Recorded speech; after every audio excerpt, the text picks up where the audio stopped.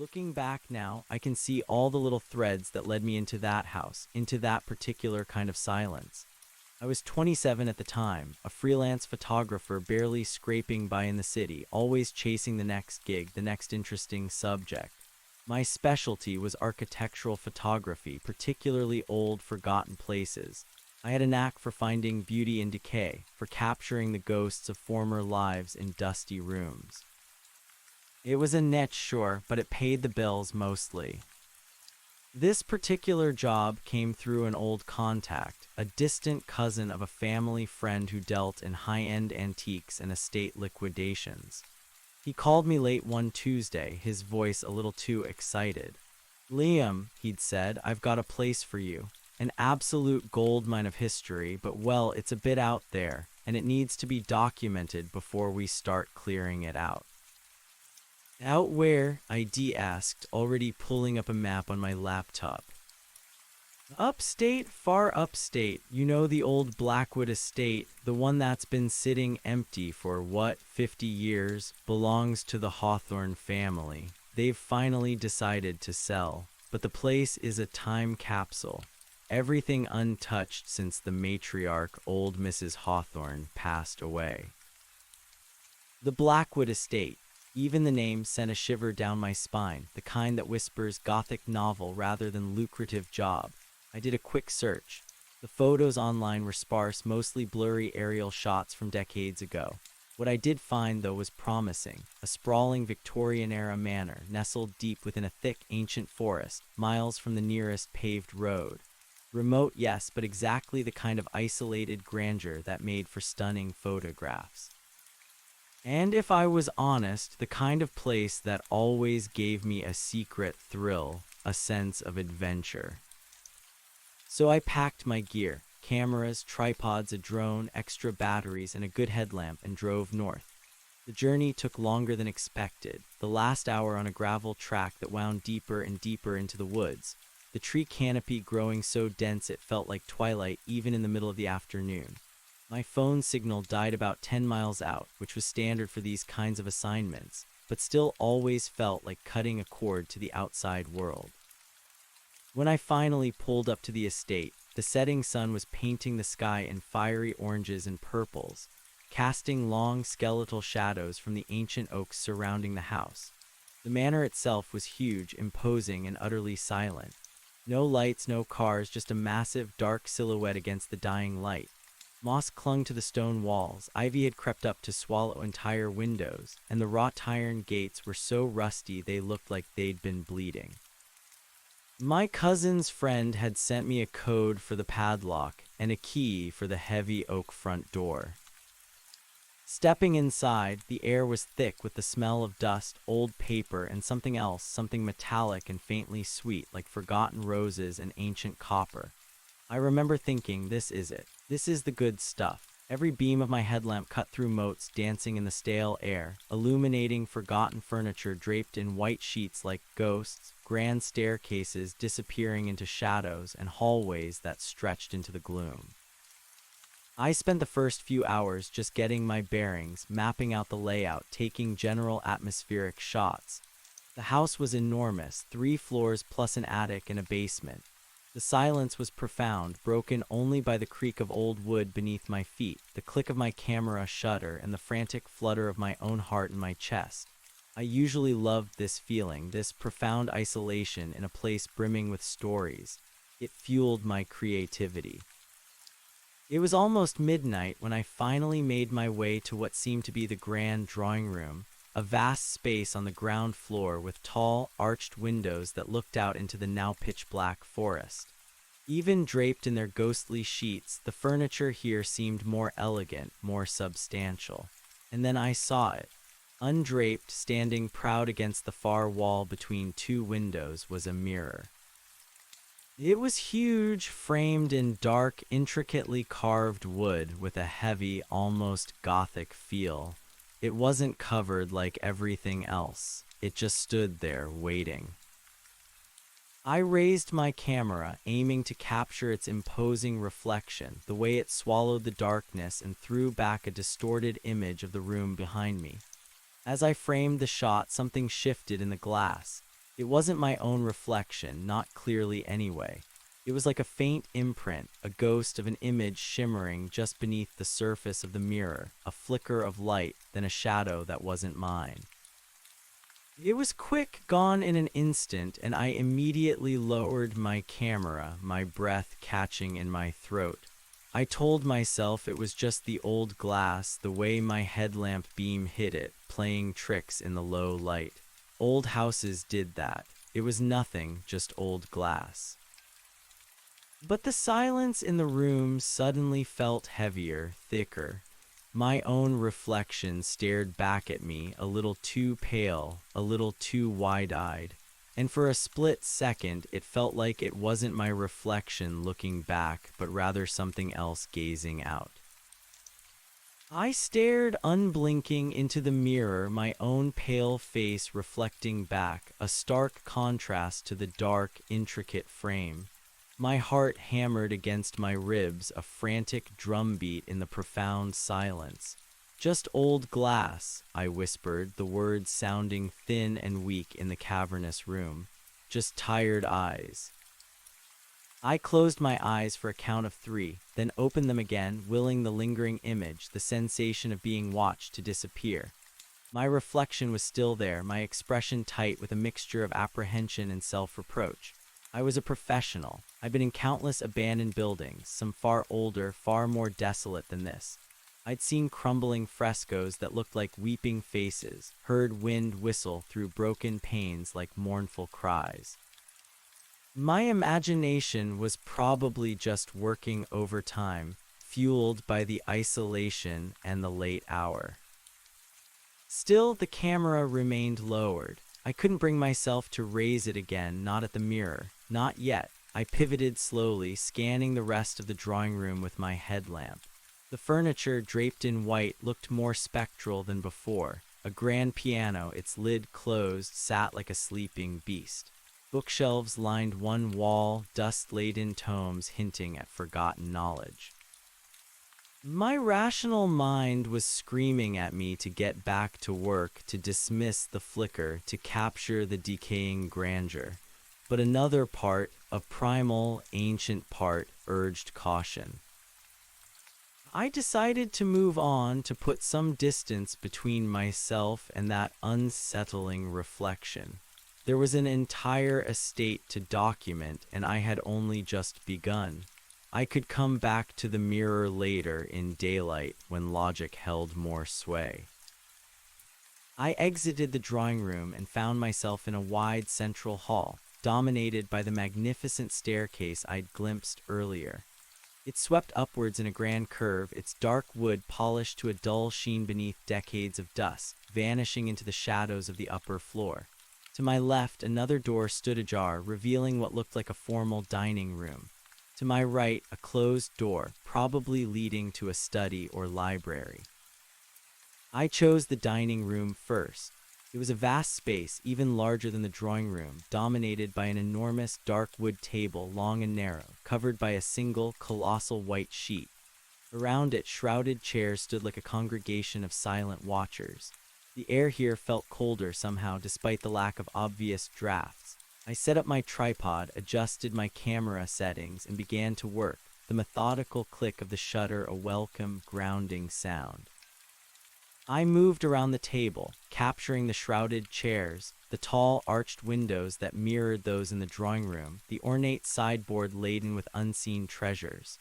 As I circled, my headlamp beam swept across the ceiling, revealing an intricate plasterwork design, a swirling vortex of flowers and leaves. It was beautiful, but as the light played over it, I could almost imagine faces emerging from the patterns, watching me. I shook my head, focusing on the composition, trying to banish the creeping sense of unease. It was while I was kneeling to get a low-angle shot of the table's legs, capturing the way the sheet draped down like a shroud, that I heard it. A faint, distant whisper. It wasn't a human voice, not exactly. More like the rustle of old silk or the turning of pages, too soft to pinpoint, too distinct to ignore. It seemed to come from deeper within the house, perhaps from the back of the first floor, or maybe from upstairs. I froze, holding my breath, my ear straining against the oppressive silence. Nothing, only the faint thumping of my own heart, now accelerated once more. I told myself it was the house settling, old wood creaking, the wind playing tricks. But there was no wind inside, and the house had been utterly silent before. "Hello," I called out, my voice sounding absurdly loud, raw, and vulnerable in the stillness. No answer, only the silence, thicker and more profound than before.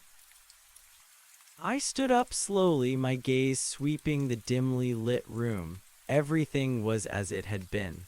The shrouded furniture, the dust motes dancing in my headlamp's beam. I felt a prickle of unease crawl up my spine. My rational mind insisted it was nothing, but the hairs on my arms stood on end. I finished my shots in the dining room quickly, the desire to explore giving way to a more urgent need to simply move. I secured my camera and tripod and headed back into the central hall, my senses on high alert. The whisper hadn't been an illusion. I was certain of it. Next, I decided to tackle the library, the closed door to the right of the main staircase. Perhaps the relative order of books would be less unsettling than the shrouded forms. The door was heavy, solid oak and creaked protestingly as I pushed it open. The library was a book lover's dream and a hoarder's nightmare. Floor-to-ceiling bookshelves lined every wall, overflowing with books of all sizes and ages. A rich, leathery scent mingled with the dust and old paper, a more comforting smell than the metallic sweetness from earlier. A grand fireplace dominated one wall, its mantelpiece cluttered with various curiosities, antique globes, brass instruments, a collection of intricately carved wooden animals. A large, sturdy desk, also draped in white, sat in the center of the room, surrounded by more shrouded chairs. I took a deep breath, the familiar scent of books a small comfort. This was more my speed. I could lose myself in the details here, focus on the spines, the forgotten titles, the potential stories held within. I started photographing, meticulously cataloging the rows of books, trying to capture the sheer volume and history of the collection. I zoomed in on specific titles, their faded gold lettering promising tales of adventure, philosophy, and forgotten sciences. After a while, I noticed something peculiar. On a lower shelf, tucked away behind a row of larger tomes, was a small, leather-bound journal. Unlike the other books, its cover wasn't merely dusty. It looked slightly damp, as if it had been handled recently or perhaps left in a place with poor ventilation. Curiosity, a powerful driver in my profession, got the better of me. I pulled it out carefully, noting its surprising weight. It was old, certainly, but felt robust, well made. As I held it, a faint metallic scent, almost like old blood mixed with rust, wafted from its pages. I frowned. That familiar scent, the one I'd noticed upon first entering the house, seemed stronger here. I tried to dismiss it, attributing it to the aging leather and perhaps some obscure chemical used in its binding. I found a clear space on the desk, carefully pushed aside the dust sheet and laid the journal down. Its cover was blank, unmarked, save for a faint, almost invisible emblem pressed into the leather, a stylized raven or some other dark bird. My fingers traced the impression. It felt significant, though I couldn't say why. Opening it was a challenge. The old leather was stiff. When I finally did, the pages were filled with elegant, sloping handwriting in a faded brown ink. It wasn't English. It looked like German or perhaps an older form of it. My German was rusty at best, learned years ago in a desperate attempt to broaden my cultural horizons, but I could make out a few words, dates mostly, and names. And recurring phrases that seemed to be notes on observations, descriptions of dreams and anxieties. My headlamp beam fell across the first entry, October 14th, 1898. The text continued, dense and personal. I could only pick out snippets. The darkness grows, the whispers intensify. She watches from the glass. My blood ran cold. She watches from the glass. The phrase resonated with the unsettling flicker in the drawing room mirror. My rational mind instantly rebelled. Coincidence, just a random old journal. This house was a century old. Plenty of time for multiple residents to have strange experiences. But a cold dread began to spread through me. I flipped through a few more pages, the metallic scent growing stronger, almost cloying. More dates, more cryptic entries. November 3rd, the cold seeps in, not alone, the eyes always watching. Another entry, December 1st, the shadows lengthen, it takes more, its hunger grows. Then a more disturbing page dated December 24th, the handwriting more frantic, lines uneven, ink smudged. It knows my name, it speaks my name. The reflection is no longer mine, it calls from within, it desires egress. Egress, escape. I snapped the journal shut, my heart now pounding like a drum solo. The air in the library suddenly felt heavy, suffocating. The subtle metallic scent now seemed to fill my nostrils, making me nauseous. My hands were shaking. This was not just a journal. This was a direct, terrifying echo of what I had just experienced.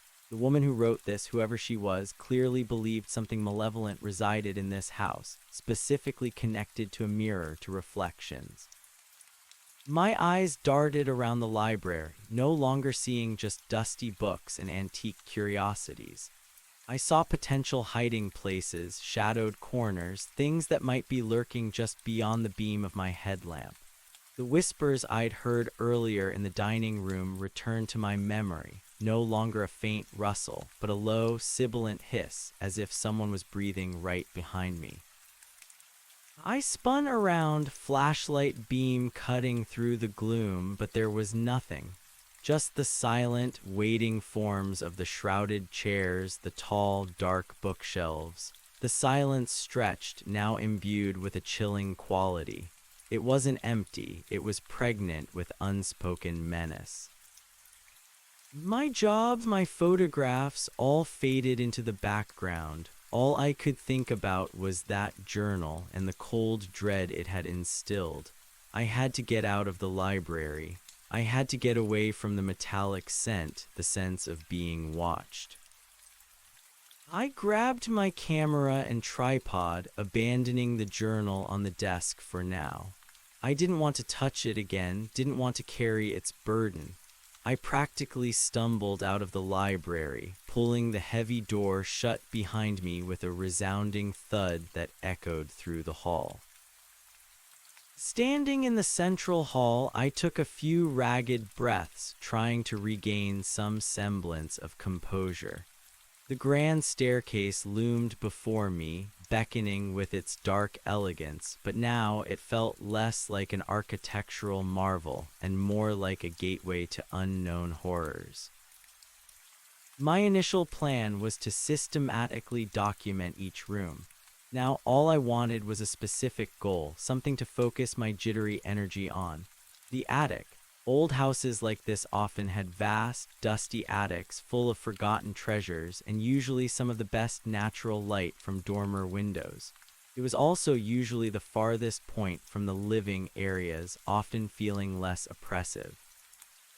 I hoped it would be a place where I could clear my head, where the air might feel less suffocated by history. I started up the stairs, my headlamp beam sweeping across the intricate balusters and the ornate newel post. Each step creaked under my weight, the sound amplified in the silence. The wood was old but remarkably sturdy. As I ascended, the air grew noticeably colder despite the house having been sealed for decades. I pulled my jacket tighter around me. The staircase led to a wide landing on the second floor from which several doors branched off. All were closed, solid, dark wood. I chose one at random, pushing it open. It led into a large bedroom, dimly lit by the single beam of my headlamp. A massive four-poster bed dominated the room, draped in a white sheet that made it look like a burial mound. Dressers, wardrobes, and a vanity table, all shrouded, stood like silent sentinels. This room, however, held a different kind of silence. It wasn't the heavy, watchful silence of the drawing room or the library. This was a desolate, empty silence, as if all warmth and life had been sucked out of it long ago. There was a faint scent here, too, but not metallic. It was floral, cloying like lilies left too long in a vase, fading into decay. Forgotten roses, the initial thought from when I entered the house, echoed in my mind. I took a few quick shots, trying to be efficient. The room was beautiful in its decay, its melancholy grandeur, but I didn't want to linger. I felt an inexplicable urge to leave, to find something less personal. Bedrooms, especially master bedrooms, often felt infused with the lives of their former occupants, and after the journal, I didn't want to invite any more connection. I moved on, pushing open another door. This led to a sitting room, smaller than the previous bedroom, with a chaise lounge and a few armchairs, all ghost-like under their white coverings.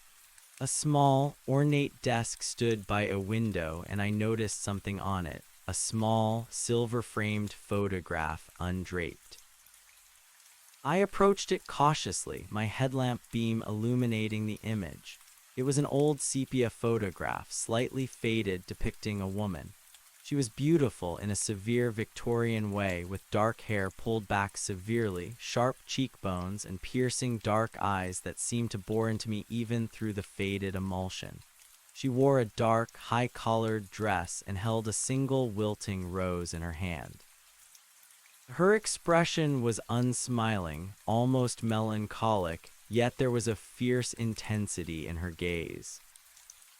As I stared at her, a chill ran through me, colder than before.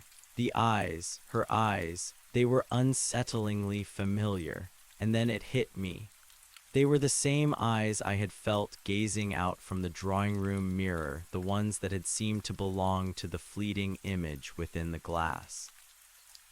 My breath hitched, my hand trembled, and I almost dropped my camera. This was not coincidence. This was too specific. This woman, Mrs. Hawthorne, the matriarch who had died here 50 years ago, whose possessions had sat untouched. The journal's author, could it have been her or someone else observing her? I pulled my phone from my pocket, my earlier frustration about the dead signal now replaced by a desperate wish for connection. Still nothing, just the infuriating no service icon. I was utterly alone in this vast, silent house with the ghost of a woman with piercing eyes and a journal hinting at something malevolent trapped within its walls. I didn't take a picture of the photograph. I couldn't. I felt like it would be an invasion or worse, an acknowledgement of her presence. I backed away slowly, my gaze fixed on the photograph, until it faded back into the gloom as I turned my headlamp away. The floral scent in this room was stronger too, almost overpowering, sickly sweet. My stomach churned. I needed air, needed distance. I needed the attic. I found another set of stairs, narrower and steeper than the main one, tucked away at the end of the second-floor hallway. These were clearly the servants' stairs or the way to the attic. They creaked ominously with each step, the sound echoing upward into the darkness. The air grew colder still, and the silence here was absolute. Even the usual house sounds seemed to have vanished. At the top, a small landing and a low, heavy door. This must be it, the attic. I pushed the door open, bracing myself for another blast of cold air or an even more profound silence.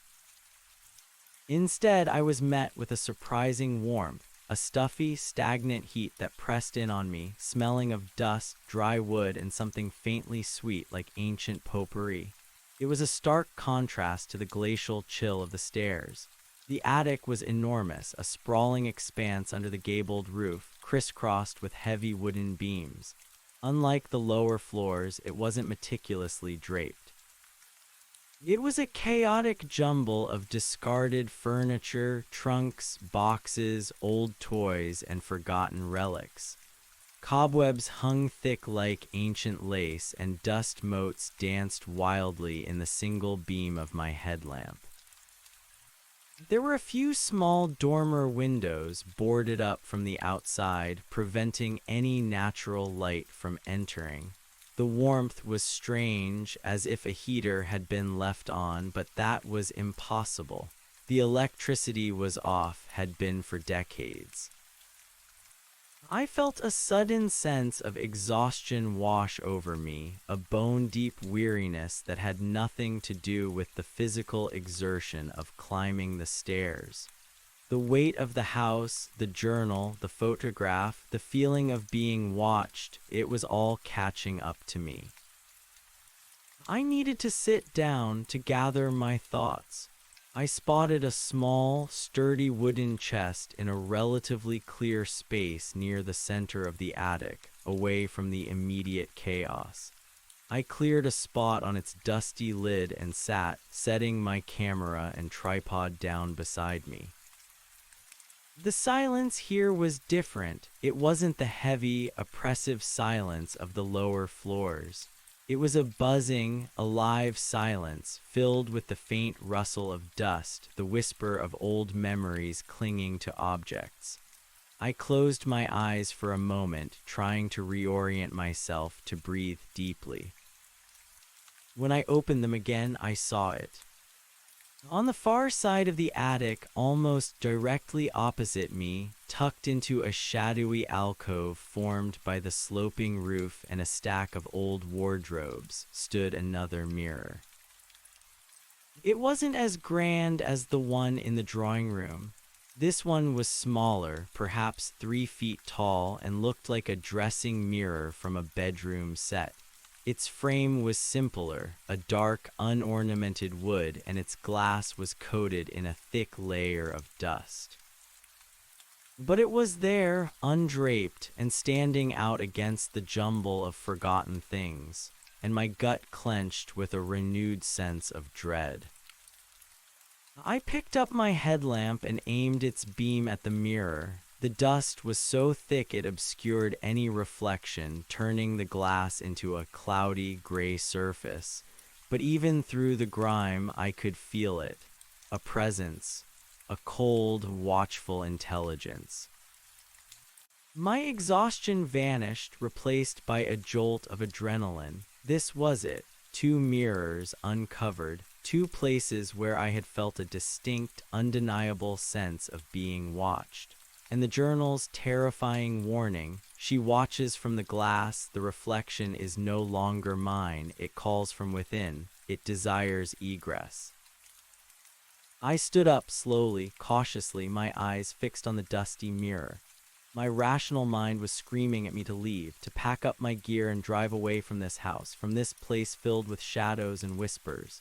But my photographer's instinct, the part of me that chased unusual subjects, that sought to understand, was also powerfully engaged. I had to know. I had to see if anything would happen, even as every fiber of my being screamed danger. I took a tentative step towards it, then another. The air around the mirror felt even warmer than the rest of the attic, a strange, localized heat that radiated from the glass. The metallic sweet scent from the library, the one I had tried to ignore, was also present here, faint but distinct. As I drew closer, perhaps 10 feet away, I noticed something odd. The dust on the mirror, while thick, wasn't uniform. There was a section, perhaps a foot or so across, in the very center of the glass where the dust appeared to have been disturbed. Not wiped clean, but displaced, as if something had pressed against it or perhaps breathed upon it, creating a slightly clearer patch amidst the grime. My heart was hammering so hard I could hear it in my ears. I raised my headlamp higher, focusing the beam directly on that disturbed patch of dust, and then slowly, subtly, the dust shifted. It wasn't a sudden wipe, but a gradual, almost imperceptible clearing, as if a breath was slowly misting the glass from the inside, or as if something was slowly, deliberately, rubbing a spot clean from within the mirror. My eyes widened, my mouth went dry. This was not old glass, not lighting tricks. This was happening right in front of me. And as the dust receded, a faint, blurred image began to resolve itself. It wasn't my reflection. It was a face, a woman's face. It was pale, almost translucent, as if made of mist.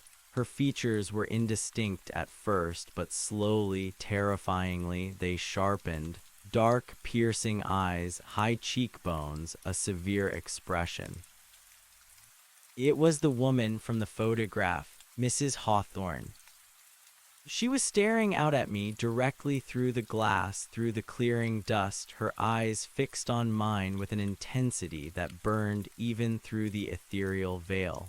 And then, very slowly, a faint, almost imperceptible smile began to spread across her lips. It wasn't a comforting smile. It was cold, predatory, full of ancient malice. A whisper, clear and distinct this time, slithered into my mind as if it wasn't a sound, but a thought placed directly into my consciousness. It wasn't in German, but in perfect, chilling English. "You shouldn't have come here." My blood ran to ice. I stumbled backward, tripping over something unseen in the cluttered attic, landing hard on my back. My headlamp clattered to the floor, rolling away, plunging the attic into near darkness. Only a faint, diffused glow from its overturned lens offered any light. My heart was pounding a frantic rhythm against my ribs. I scrambled backwards, trying to put more distance between myself and the mirror, my eyes wide and wild, fixed on the shadowy alcove. The face was still there, a pale, shimmering oval in the gloom, its dark eyes still fixed on me. The smile seemed to widen. "We've been waiting," the whisper echoed in my mind, closer this time, accompanied by a faint, metallic ringing in my ears. Panic, cold and absolute, seized me. This was real. This was not imagination. I had to get out now. I scrambled to my feet, my muscles screaming in protest. My headlamp was lying uselessly. I had to move. I fumbled for my phone in my pocket, not for a signal, but for its weak flashlight beam. It sputtered to life, a small, pathetic circle of light in the vast darkness. I didn't bother grabbing my camera or tripod. My gear, my job, it all meant nothing now. All I wanted was escape. I turned and lunged for the attic door, fumbling for the latch. My hands were shaking so badly I could barely grip the cold metal. As I struggled with the latch, a new sound filled the attic, a sound that pierced through my panic. It was a faint, almost inaudible scraping coming from all around me, like something dragging itself across the dusty floor, rustling through the forgotten objects. My breath hitched. I risked a glance over my shoulder. In the dim, flickering light of my phone, I saw shadows moving. Not just my own shadow, not just the play of light and dark, but definite, distinct shapes undulating and shifting amongst the clutter, moving towards me. One shadow, taller than the rest, seemed to detach itself from the wall near the mirror. It elongated, stretching, becoming impossibly thin, yet solid enough to obscure the clutter behind it. It moved with a slow, deliberate grace, flowing rather than walking directly towards me. The scraping sounds intensified. Small objects clattered to the floor as unseen things shifted and moved. The temperature in the attic, which had been warm, now dropped sharply, a sudden, bone-chilling cold that made my teeth chatter. My breath plumed in the air. Don't leave. The whisper was no longer just in my mind. It was in the air, a breathy, sibilant sound that seemed to come from every direction at once, enveloping me. You're finally here. With a desperate surge of adrenaline, I finally got the door open. I didn't care if it slammed, didn't care about anything but getting out. I burst through the doorway and half fell down the narrow, creaking attic stairs, my phone light bouncing wildly. The cold, the whispers, the shifting shadows, they were all behind me, rushing from the attic. I plunged down the stairs, taking them 2 or 3 at a time, risking a broken neck, anything to escape. The cold followed me, a palpable wave of icy air that swept down the staircase, carrying with it the faint, sickly sweet scent of lilies. I reached the second-floor landing and didn't even pause. I sprinted down the main staircase, my feet pounding on the ancient wood, the sounds echoing like gunshots in the vast, empty house. My phone light danced wildly, illuminating brief flashes of the draped furniture, which now looked more menacing than ever, like a silent audience to my terror. As I reached the bottom of the stairs, I heard it again, a faint, almost imperceptible thump. It sounded like something had fallen, then another, closer, and another. The sounds were coming from the upper floors, from the bedrooms, from the sitting room where I had seen the photograph. I didn't look back, I didn't dare. My only thought was the front door, the heavy oak front door. The key was still in my pocket, I just had to get there. I burst into the central hall, my eyes scanning frantically for the entrance. The air here was still thick with the metallic sweet scent, but now it was tinged with that cloying floral smell and a profound, icy cold. The drawing room door was slightly ajar, and as I ran past, I caught a fleeting glimpse inside. The mirror, it seemed to pulse with a faint, dark light, and for a split second I thought I saw not one face but many, swirling within its depths, all staring out, all smiling with that same chilling malice. I didn't stop. I made it to the front door, fumbling desperately with the heavy iron bolt, trying to release it. My hands were slick with sweat, my fingers clumsy with fear. The metallic scent was now overpowering, making my head spin. I could hear the faint, scraping sounds again, closer this time, coming from the drawing room, from the library. And the whispers, they were everywhere now, a cacophony of sibilant voices, overlapping, indistinct, yet filling my mind with dread. Don't go, you belong here, forever with us. Finally, with a loud clang, the bolt slid open. I plunged my hand into my pocket for the key, my fingers brushing against the cold, old metal. I jammed it into the lock, turning it with all my might. The lock groaned, resisting, as if the house itself was fighting against my escape. "She wants you," a single, clear whisper, cold as death, directly in my ear. I flinched, spinning around, but there was nothing there, just the vast, dark hallway. With a final, desperate twist, the lock clicked. I yanked the door open, feeling a rush of cold night air, blessed and terrifying, wash over me. I burst out onto the front porch, not even pausing to shut the door behind me. My car, it was parked just a few yards away. My haven, my only hope. I sprinted down the moss-covered steps, my feet slipping on the damp stone. I could feel eyes on my back, a palpable weight of unseen gazes. The whispers were fading behind me, but the sense of profound, ancient malevolence was not. I reached my car, tore open the driver's side door, and practically threw myself inside, slamming the door shut with a frantic urgency. My hands shook uncontrollably as I fumbled for the ignition, inserting the key, turning it.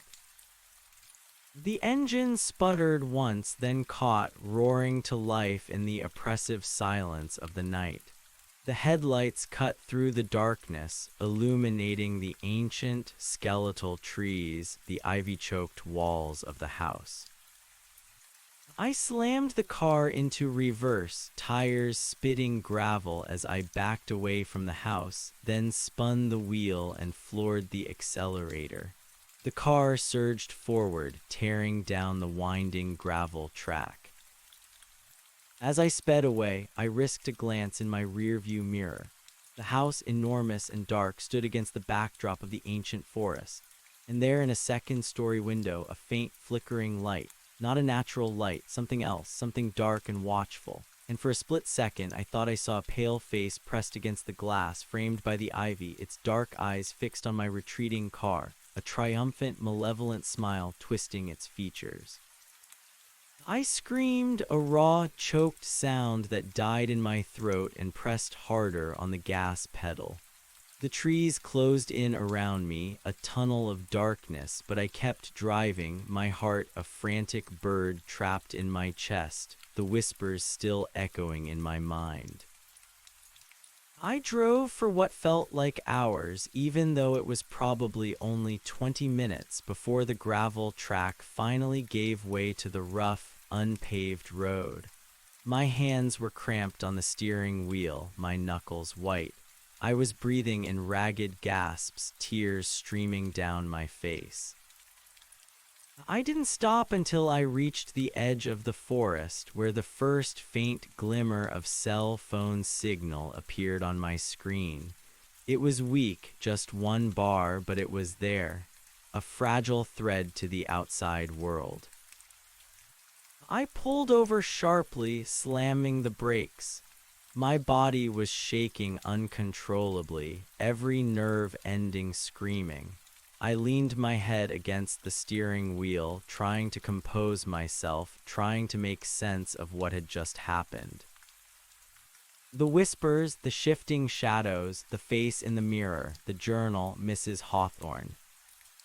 It wasn't a job, it was a trap. I reached for my phone, my thumb hovering over the call button. Who would I even call? My contact, the cousin's friend? What would I say?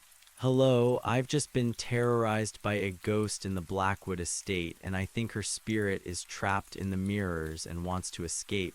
They'd think I was insane. I slumped back in my seat, utterly drained, physically and emotionally. The sun was just beginning to paint the eastern sky with a faint, bruised purple hinting at the dawn. I had survived the night. I had escaped. But as I looked back down the dark road leading into the forest towards the now invisible Blackwood estate, I felt a chilling certainty. It wasn't over, not yet. I had left my camera, my tripod, my headlamp, the journal. I had left pieces of myself scattered throughout that haunted house. And something or someone was still there watching and waiting. The sun finally rose, not with a triumphant burst, but a hesitant, bruised light that painted the sky in muted purples and grays. It did little to dispel the gloom in my soul. I sat in my car, engine idling, the faint hum of the motor the only thing keeping the oppressive silence of the pre-dawn woods at bay. My phone, clutched in a sweaty hand, showed a single, flickering bar of service. A lifeline, yes, but to what and who?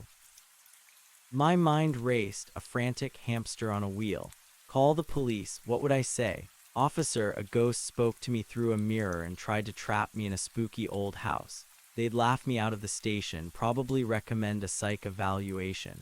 Call Mark, my contact, the family friend's distant cousin. His excitement about the goldmine of history would turn to irritation, then disbelief, then concern for my mental state. My professional reputation, already tenuous, would be utterly shattered. I wanted to believe it was a nightmare, an elaborate hallucination brought on by exhaustion and the gothic atmosphere of the estate.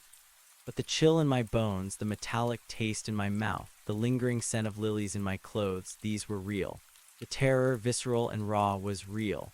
The whispers, even now, seemed to echo at the edges of my hearing, a sibilant undertone to the engine's thrum.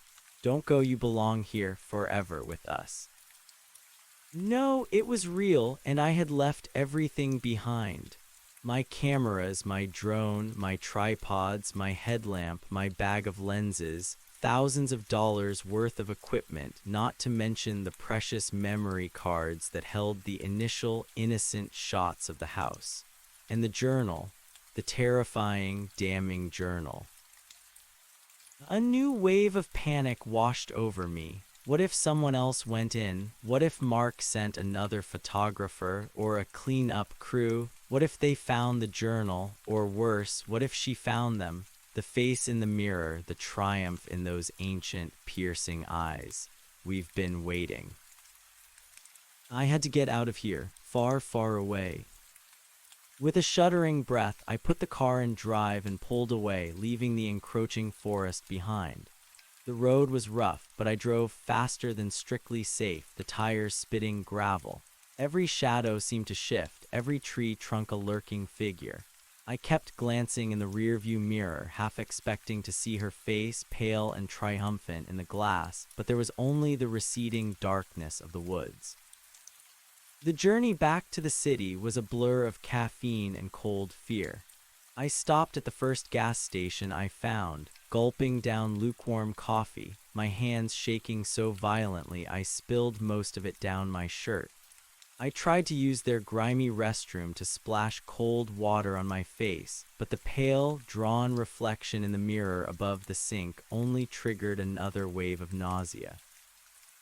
I avoided looking directly at myself, focusing instead on the peeling paint and flickering fluorescent light. My phone's signal remained patchy until I was well out of the upstate wilds, but even with full bars I made no calls. The story was too insane. I just drove, the rising sun doing little to dispel the gloom in my mind.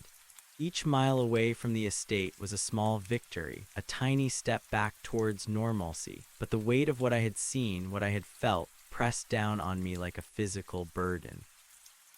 I reached my small apartment in the city just as morning rush hour was beginning.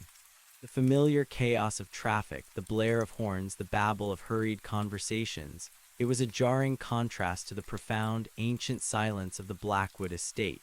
It should have been comforting, a reminder of the real world, but it only amplified my sense of isolation. How could I explain this to anyone in this bustling, logical world? My apartment was a mess typical of a freelance artist, but it was my mess. It was safe. I stumbled inside, kicked off my shoes, and collapsed onto my worn sofa, my eyes scanning every corner of the room, half expecting to see a shifting shadow, a faint flicker in the window pane. Nothing. Just the dust motes dancing in the morning light streaming through the blinds. Exhaustion finally claimed me.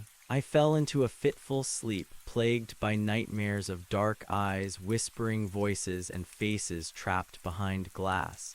I woke hours later, drenched in sweat, my heart hammering. The apartment was silent, save for the distant city hum. But the feeling of being watched, of being followed, clung to me like a shroud. The next few days were a waking nightmare. I couldn't eat, could barely sleep. Every reflective surface in my apartment, the window glass, the polished wood of my coffee table, even the dark screen of my turned-off television seemed to hold a fleeting, peripheral shift, a shadow that wasn't mine. I started avoiding mirrors, turning away abruptly if I caught my own reflection, terrified of seeing her there instead. My phone rang constantly. It was Mark. I'd ignored his first 2 calls, feigning illness, but on the third day he left a curt voicemail. "Liam, I need to know what's going on. We have a crew scheduled to go in there next week for initial clearing. I need those photos. Call me."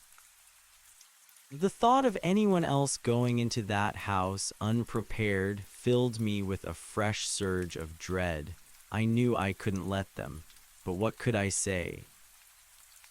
I finally called him back, bracing myself. "Mark, hey," I croaked, my voice raspy.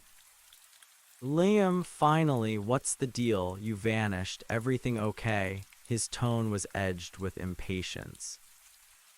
"No, Mark, not really. Look, about the Blackwood estate, it's not what I expected." I tried to choose my words carefully. The conditions were worse than anticipated. The structural integrity is questionable in parts, and there was a lot of unique atmospheric elements. "Atmospheric elements?" he scoffed. "Liam, it's an old, empty house. You usually thrive on unique atmospheric elements. What exactly happened? Did you get the shots?" I took a deep breath. I didn't get all of them, and my gear, I had to leave it. There was an incident. I had to leave very suddenly. "You left your gear," Mark's voice rose in pitch. "Liam, that's thousands of dollars. What kind of incident? Was there a break-in? Did you call the police?" "No, no police," I said quickly. "It wasn't human. Look, Mark, I know this sounds insane, but that house, it's not empty. There's something wrong with it, something malevolent." A beat of silence stretched between us, thick and uncomfortable. I could practically hear him shaking his head on the other end. "Liam," he began, his voice dropping, "are you feeling all right? You sound distressed. Are you sure you're not just a little overtired, perhaps letting your imagination run wild in that old place?" My imagination did not whisper to me, Mark. My imagination did not show me a face in a mirror that wasn't mine. My imagination did not drive me out of there in a blind panic, leaving everything I own behind. My voice was rising, betraying my desperation. Another longer silence. Then Mark sighed. "Look, I appreciate you being artistic about it, but this is a business. The Hawthorne family wants this estate documented and cleared. I told them you were the best. Now you're telling me you abandoned the job, your equipment, and you're spinning ghost stories? Liam, this is highly unprofessional." "I'm telling you to keep your crew out of there, Mark. Don't send anyone in. Not until someone understands what's truly going on." I felt a sudden, fierce protectiveness for the unwitting cleanup crew. "Understands what, Liam? That you had a bad trip. I don't know what you think you experienced, but I have a contract to fulfill. I'll send a couple of my guys up there this afternoon to retrieve your gear and do a quick assessment. We'll send a different photographer next week, someone less impressionable." My blood ran cold. "No, Mark, please don't. You don't understand the danger." "The only danger here is to your career, Liam," Mark said, his voice now entirely devoid of patience. "I'm sending the guys. If you want your equipment, you can pick it up from my warehouse by the end of the week.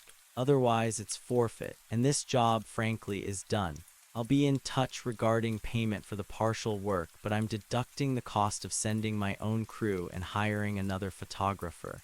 Good day, Liam." He hung up before I could argue further. I stared at my phone, numb. He was sending people in, and I had no way to stop him. A sickening wave of guilt washed over me. I had warned him, but I knew he hadn't believed a word. The thought of them entering that house, of them facing her, sent shivers down my spine. The whispering voice, the predatory smile, the chilling promise. We've been waiting. What would happen to them? Would they just become part of the house, another silent witness? I paced my small apartment, the terror gnawing at me. I had to do something. But what? My warnings had been dismissed. My professional life was in shambles. I was a pariah. Then a flicker in my periphery. I spun around, my heart leaping into my throat. It was just the reflection of my neighbor's car headlights in my window, distorting momentarily as it passed. But it was enough. Enough to reignite the paranoia, to confirm that I wasn't safe even here. The echoes of the estate of her were still with me. I decided I couldn't just sit there, waiting for Mark's crew to inevitably disappear or return traumatized. I had to go back, not to the house itself, not yet, but to research. There had to be something, some local legend, some newspaper clipping, anything that would corroborate my experience, something I could show Mark or even the authorities to make them listen. I spent the rest of the day in a frenzied search online. Blackwood Estate, Hawthorne family, upstate New York haunted house. The initial results were sparse, just like before. Aerial photos, real estate listings from decades past, vague mentions of the family's historical prominence in the region. Nothing about hauntings, nothing about mirrors, nothing about Mrs. Hawthorne being anything other than a reclusive matriarch who died peacefully in her sleep. I broadened my search, delving deeper into obscure historical archives, local forums, old digitized newspapers. Hours bled into one another. My eyes burned, my head ached, but I couldn't stop. I felt a desperate urgency, as if the fate of Mark's crew and perhaps my own sanity depended on finding something, anything. Late that night, fueled by more stale coffee and a growing sense of desperation, I finally found a snippet.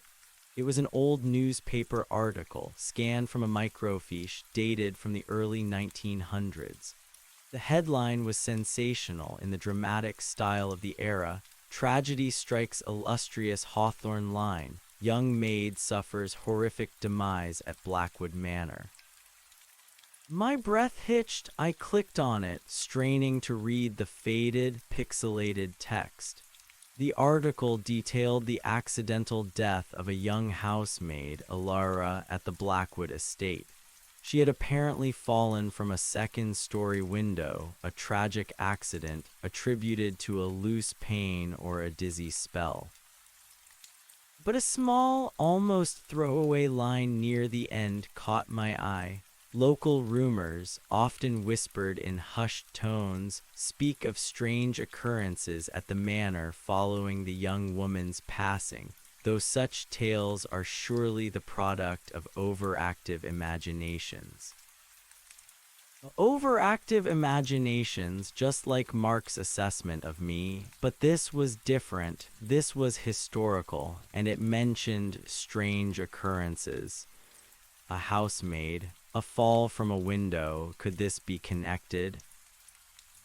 I kept digging. The more I read about the early 20th century, the more I understood the societal pressure to maintain appearances, especially for prominent families like the Hawthornes. A scandal, a haunting, could ruin their reputation. So everything would have been hushed up, officially dismissed as gossip. My search continued, driven by a new, chilling hypothesis. What if Alara's death wasn't an accident? What if the strange occurrences weren't just rumors? And what if the house or something in the house had been involved? I found another reference, this time in a local history blog post, a compilation of regional ghost stories. It briefly mentioned the Blackwood estate, citing a local legend about a mirror spirit that reputedly haunted the manor. The entry was vague, suggesting that reflections were distorted, sometimes showing faces that were not one's own, and that the house had a tendency to hold onto its inhabitants, willing or not. It dismissed the tales as quaint folklore, a relic of a superstitious past. But to me, it was a terrifying confirmation. Faces that were not one's own hold onto its inhabitants. This was her.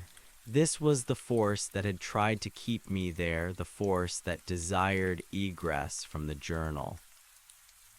My mind went back to the journal. the elegant, sloping German handwriting.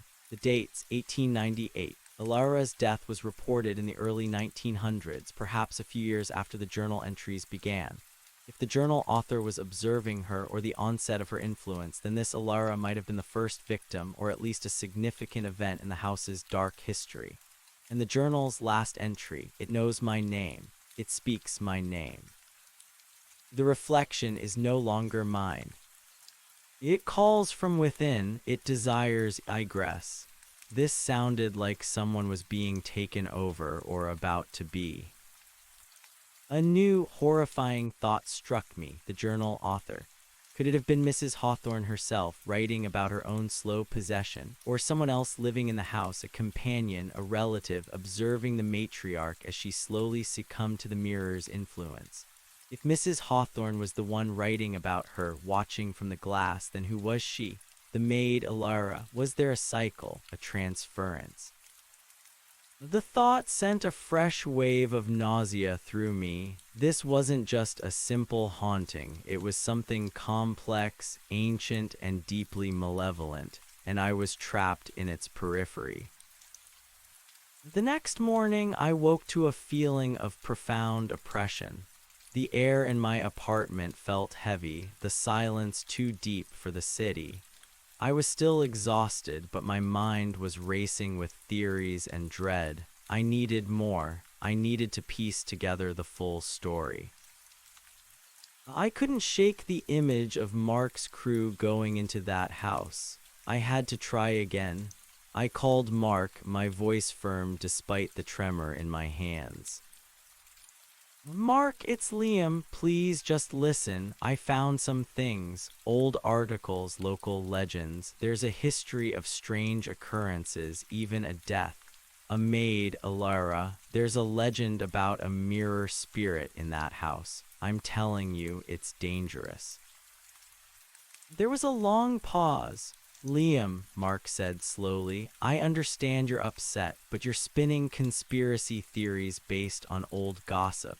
My crew is already on their way. They'll be there in an hour or so. They're just retrieving your gear. They're not going deep into the house, and they're not staying. Mark, please, if they find the journal or anything, just tell them to be careful around the mirrors. Tell them not to touch them, not to look too closely. My voice was pleading. Liam, stop. This is enough. They're professionals. They'll be in and out. This conversation is over. He hung up again. Despair settled over me. I had tried. I had warned him, but he wouldn't listen. Now all I could do was wait and dread. The next few hours were agonizing. I watched the clock, imagining Mark's crew arriving, entering the house the moment they'd encounter her. Would they see her? Would they hear the whispers? Or would they just feel a strange chill, a sense of unease before it was too late? I tried to distract myself, to clean my apartment, but every reflective surface, every glint of light brought me back to the mirrors, to her. I pulled down the blinds, drew the curtains, trying to eliminate reflections, but it only made my apartment feel like a tomb. Around lunchtime, my phone rang. It was Mark. My heart leaped into my throat. Had something happened? Liam, he said, his voice clipped, your gear is at the warehouse. My guys just dropped it off. It's all there, surprisingly. Nothing missing, nothing damaged. Seems you just panicked. Relief, pure and unadulterated, washed over me. They were safe. They had gotten out. My equipment was safe. Thank God, I breathed. Did they notice anything at all? Notice anything? They noticed it was dusty and cold, Liam. They were in and out. One of them said it felt a bit creepy, but that's about it. No ghost sightings, no talking mirrors. They found your camera bag right where you left it, apparently in the middle of the attic. What exactly were you doing up there? His voice held a note of suspicion.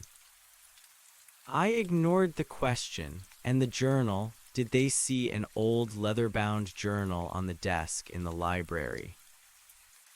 A journal? No, they didn't mention anything, just grabbed your stuff. Listen, Liam, I need you to come pick up your equipment, and then we can consider this whole unfortunate episode closed. My relief was short-lived. The journal, they hadn't seen the journal. That meant it was still there, still open on the desk in the library, waiting. Or worse, what if she had moved it or hidden it? The thought sent a fresh wave of dread through me. The most crucial piece of evidence, the one that tied my experience to something tangible, was still in that house.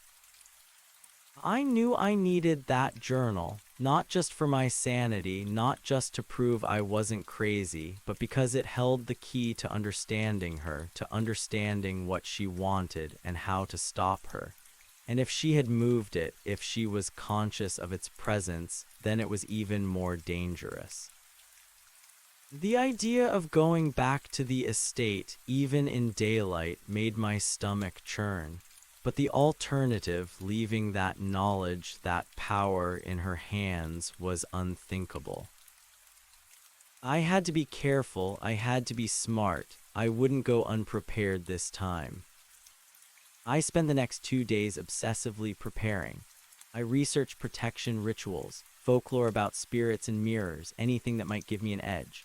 I bought a heavy-duty flashlight with fresh batteries, a sturdy multi-tool, a small compass, and even a pocket knife.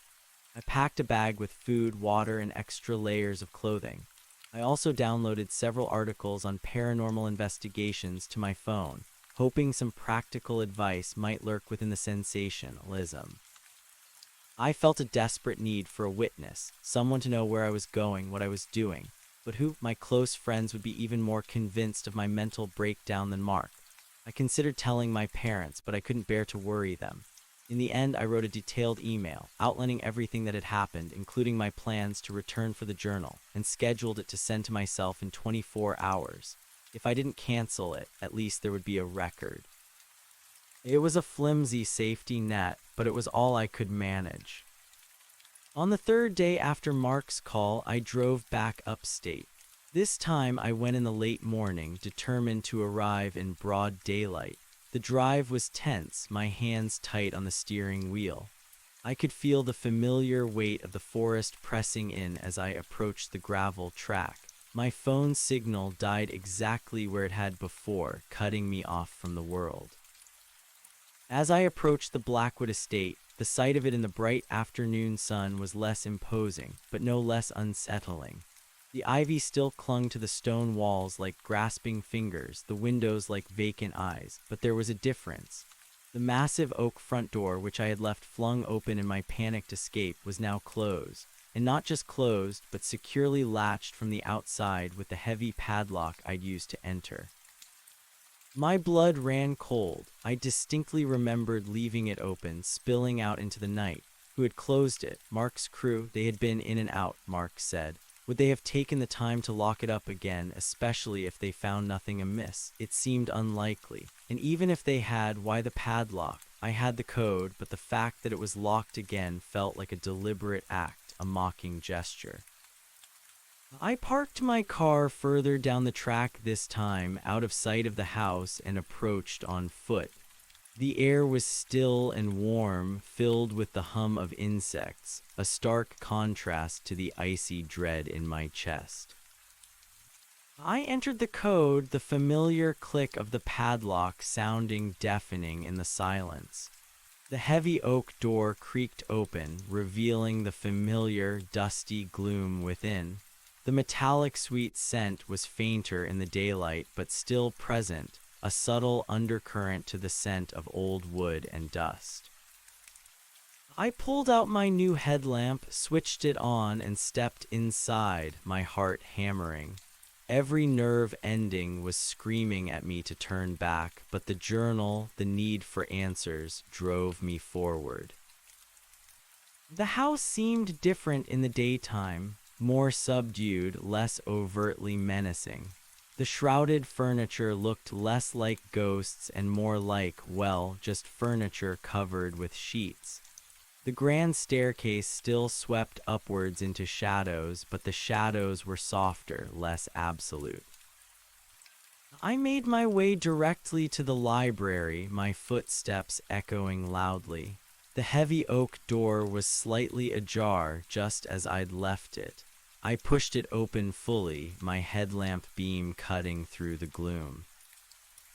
The library was as I remembered it, floor-to-ceiling bookshelves, the grand fireplace, the shrouded desk in the center. I rushed to the desk, pushing aside the dust sheet. My heart sank. The journal wasn't there. The desk was empty, save for a thick layer of undisturbed dust.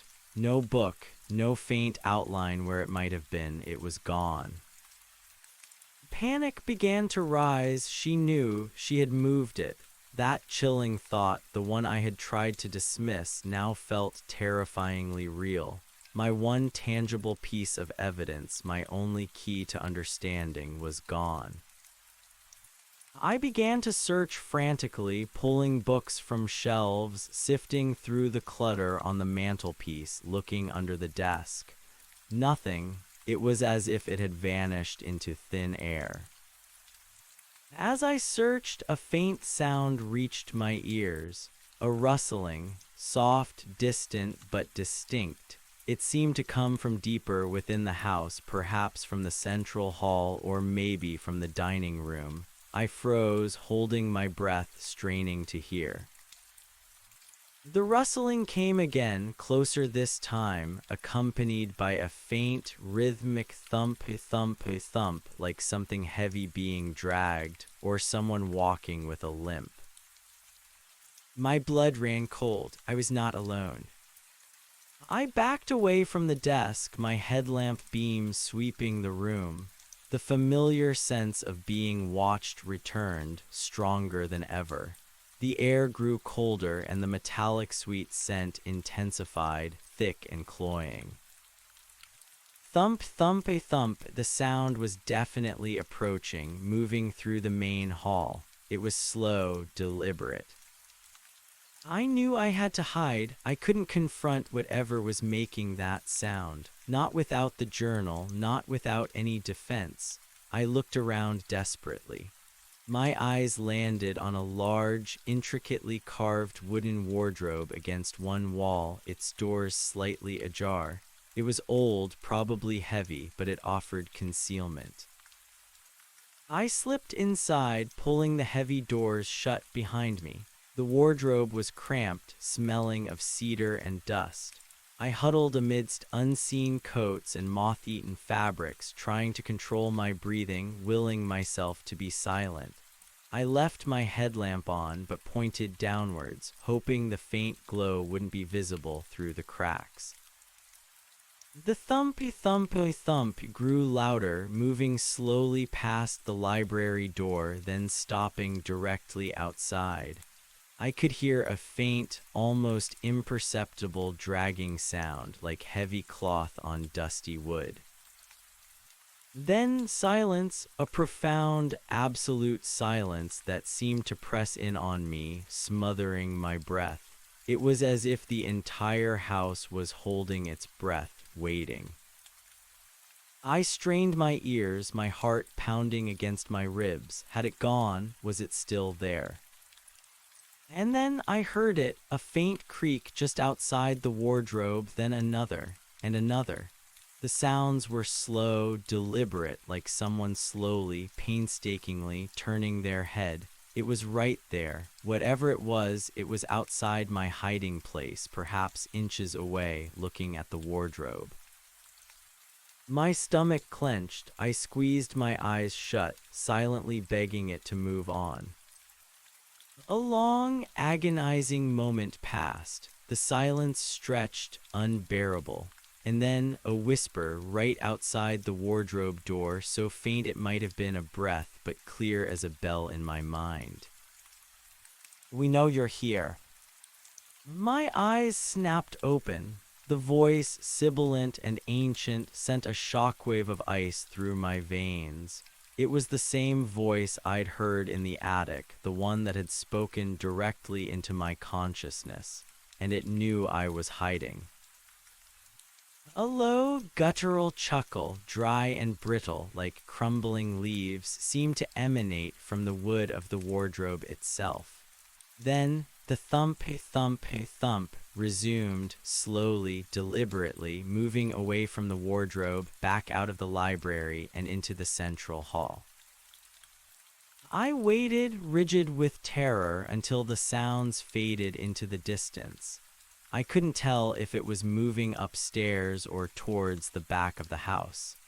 After what felt like an eternity, but was probably only minutes, I risked pushing open the wardrobe doors. The library was empty. The dust motes still danced in the beam of my headlamp, but the air was still cold, still thick with the metallic scent. The feeling of being watched, however, was lessened, as if the entity had moved on but was still very much present in the house.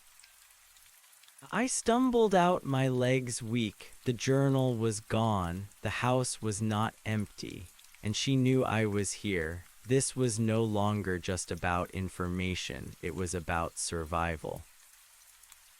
I knew I needed to find that journal. It was my only hope. And if she had moved it, then she was actively manipulating things, playing a game. My gaze drifted to the grand staircase in the central hall. Upstairs, that's where the maid had died, that's where the photograph of Mrs. Hawthorne had been, and the attic where I had first heard her speak.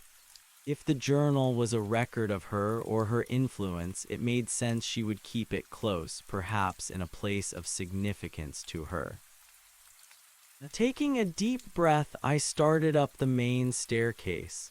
Each creak of the ancient wood under my foot seemed to echo mockingly in the silence.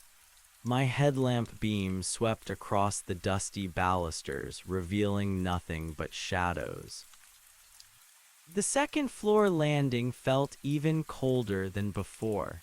The floral scent, the sickly sweet decay of lilies, was stronger here, almost overwhelming.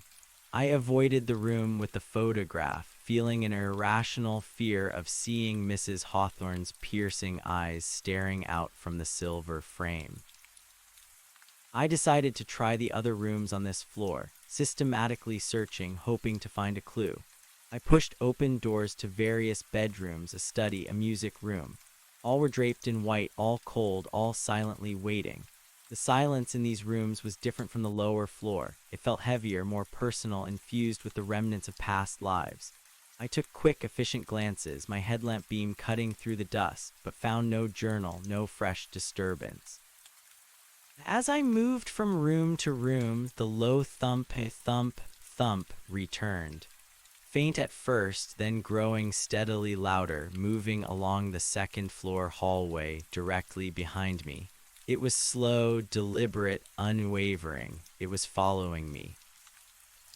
Panic flared. I spun around, my headlamp beam cutting through the shadows. Nothing. Just the long, empty hallway, the closed doors, the shrouded furniture. But the sound was there, clear as day.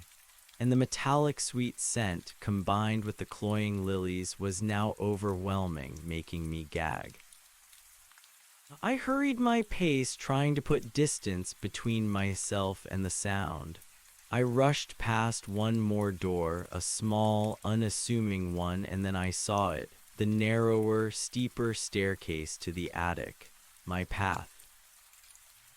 I practically lunged for it, scrambling up the rickety wooden steps, my heart hammering. The thump seemed to speed up, drawing closer, right below me on the second-floor landing. The cold air rushed up the stairwell after me, chilling me to the bone. At the top, the low, heavy attic door. I flung it open and burst through, slamming it shut behind me with a desperate urgency, twisting the old, stiff latch. I leaned against it, gasping for breath, my ears straining. The attic was as I remembered it, a sprawling, cluttered expanse crisscrossed with beams, thick with dust and cobwebs. And that strange, stagnant warmth, like a living presence, was still here. But the most chilling detail was the mirror. The small, dusty dressing mirror in the shadowy alcove was exactly where I'd left it, and its surface, previously a cloudy gray with dust, was now clean. Not wiped, but utterly pristine, reflecting the faint, diffused glow of my headlamp with an unsettling clarity. And in its reflection, just for a split second, I saw her, Mrs. Hawthorne, her dark, piercing eyes, her severe expression. She was standing in the alcove, directly behind the mirror, her face a pale, shimmering oval in the glass, a faint, triumphant smile twisting her lips. My blood ran cold. I recoiled, stumbling backwards, my headlamp beam wildly sweeping the alcove. But there was nothing there, just the empty, cluttered space behind the now clean mirror. My reflection stared back at me, pale and terrified. "A clever boy," the whisper slithered into my mind, right behind my ear, cold as death. "You came back." I gasped, spinning around, but there was nothing. The voice was everywhere, yet nowhere. My eyes darted around the attic. The warmth was stifling now, almost suffocating. And then I noticed it. On top of a stack of old, moth-eaten blankets near the clean mirror was a single, wilting lily, its petals brown and decaying. And next to it, partially obscured by a dusty teddy bear, lay the leather-bound journal. My heart leaped. She had left it for me. A twisted game. I approached cautiously, my headlamp fixed on the journal. The metallic sweet scent of old blood and rust, mixed with the cloying decay of the lily, was overpowering. It felt like walking into a trap, but I had to get it. I reached out, my fingers trembling, and snatched the journal from the stack of blankets. As soon as my fingers closed around the old leather, a sharp, icy sensation shot up my arm and a shiver racked my entire body. It felt like touching something profoundly cold, yet intensely alive. The moment I grasped the journal, the entire attic plunged into darkness. My headlamp flickered, then died, plunging me into absolute blackness. Panic, cold and absolute, seized me. She had done this. "Now you can't leave." The whisper was no longer a thought, but a sibilant voice that filled the darkness, echoing from every corner of the attic, joined by other, fainter whispers, a cacophony of ancient voices. I fumbled for my phone, my fingers clumsy with fear. It was useless. The battery was dead. I was trapped in the darkness, clutching the journal with her and her countless echoes surrounding me. The warmth of the attic intensified, pressing in, suffocating. The air grew heavy, thick with the sense of decay and old blood. Then the scraping sounds began again. Faint at first, then growing louder, rustling through the cluttered objects, dragging across the dusty floor. Not just from one direction, but from all around me. And the rhythmic thump-a-thump-a-thump returned, closer now, echoing from the darkness directly in front of me, then from behind, then to my left, then to my right. It was circling me. I spun wildly in the darkness, desperate to see, to orient myself, but there was nothing. Just the profound, absolute blackness and the sounds. "You're ours now." The whispers converged, a chorus of sibilant voices, overwhelming my mind, pressing in on. My mind reeled, a frantic vortex of terror. Darkness, absolute and suffocating, pressed in from all sides, a thick living shroud. The whispers, a cacophony of sibilant voices, swirled around me, each one a prickling needle of dread. "You're ours now. Stay forever, one of us." The scraping sounds intensified, coming from every direction, closing in, rustling through unseen objects, dragging across the dusty floor. The thump was no longer circling, but directly behind me, then in front, then to my left, then to my right, an impossible, omnipresent rhythm.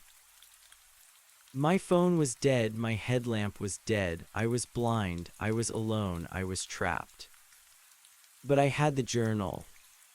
Clutching the worn leather, I stumbled backwards, trying to find a wall, anything to orient myself in the pitch black. My hand brushed against something rough, wooden, a stack of crates. I pressed myself against them, my breath coming in ragged gasps. The metallic sweet scent of old blood and lilies was so strong it made my eyes water, my stomach churn. The whispers grew louder, more distinct. Such fear, delicious. The scraping sounds intensified, closer, right at my feet, right at my ears. I could feel them, the unseen entities, slithering and dragging themselves through the dust, their cold presence pressing in. A wave of desperate adrenaline surged through me. I couldn't just stand here and wait for whatever they were to grab me. I had to move. I had to fight. But fight what and how? My eyes darted uselessly in the darkness. My mind raced, searching for an escape, for a weapon, for anything. The heavy multi-tool in my pocket, the small compass, the pocket knife. They felt pathetic against this unseen, supernatural threat. The thumpo was deafening now, directly in front of me, vibrating through the floorboards. I instinctively raised my arm, holding the journal like a shield, a futile gesture against the encroaching darkness. Then a sudden, piercing cold. It wasn't just the general chill of the house. It was a localized, concentrated frigidity that enveloped my left arm, seizing it, pulling. My fingers clamped onto the journal, gripping it tighter. "Give it to us," the whisper was a collective hiss, right at my ear, multiple voices speaking as one. "It belongs to us." I cried out, a raw, choked sound, and instinctively lashed out with my right hand, swinging wildly into the darkness.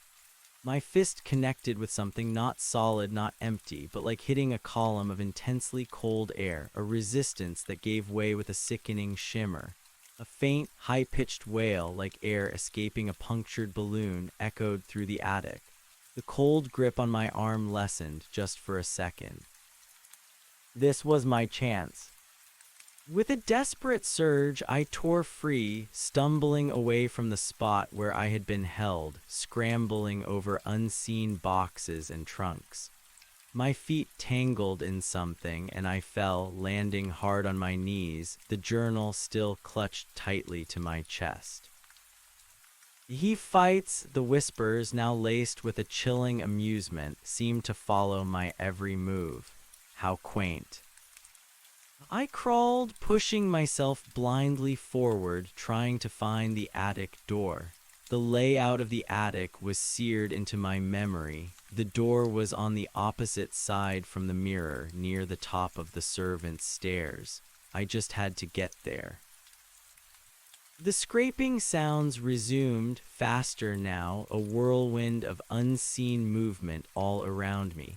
I heard the distinct clatter of a metal object, then a thud as something heavy was thrown across the floor. Objects crashed, boxes toppled. They weren't just following me, they were actively trying to impede my progress, to trap me. Thump, thump, thump, it was everywhere, it was everything. My hand brushed against a wall, rough plaster, and splintered wood. Success! I had found the perimeter. I pulled myself up, keeping one hand on the wall, and began to shuffle along, feeling my way through the oppressive darkness. My heart hammered against my ribs, a frantic drum against the chorus of whispers. "You can't hide, we see you." My fingers found the cold, rough wood of the attic door. Relief, pure and momentary, flooded me. I fumbled for the latch, my hands shaking so violently I could barely grip the metal. It was stiff, rusted, fighting against me. As I struggled, a deep, resonant groan echoed from the center of the attic like a colossal sigh of frustration. The air around me grew impossibly cold, and the whispers coalesced into a single, furious voice, Mrs. Hawthorne's. Get back here! It wasn't in my mind this time. It was a roar that vibrated through the very timbers of the house, a sound so potent it felt physical, shaking my teeth, rattling my bones. A sudden, immense force slammed into the door from the other side, throwing me forward, my forehead cracking against the rough wood. Pain exploded behind my eyes, but I barely registered it. This was no ordinary haunting. This was a direct, furious assault. The latch under the impact finally gave way with a sharp clack. The door swung inward, revealing a sliver of darkness that was slightly less absolute, the darkness of the narrow staircase below.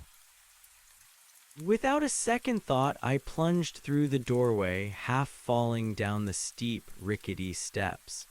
My feet tangled and I tumbled, thudding down several steps, the journal flying from my grasp. It landed with a soft thud somewhere below me in the darkness. No, Mrs. Hawthorne's roar followed me, reverberating down the stairwell. I landed in a heap at the bottom, my body screaming in protest, but adrenaline surged through me. The journal, I couldn't leave it.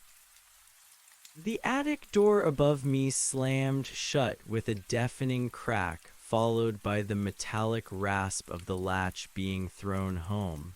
I was locked out. But now she was locked in, at least, from that immediate physical vantage point.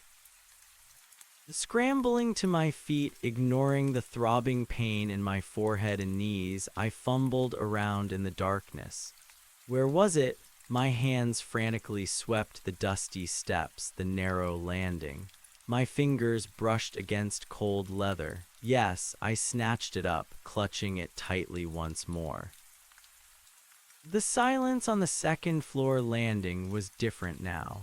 The pervasive cold was still there, the scent of lilies and old blood still thick, but the immediate, suffocating press of the entities from the attic was gone. Yet I knew I wasn't safe. The house was still alive, still hostile. I had to get out. I stumbled forward, navigating the second-floor hallway by memory, my hands outstretched, bumping into shrouded furniture. Each rustle of cloth sent a jolt of terror through me, each creak of the floorboards a phantom footstep behind me. The whispers, though fainter than in the attic, were still there, like a swarm of angry insects buzzing at the edges of my hearing. He runs so fast, but home calls.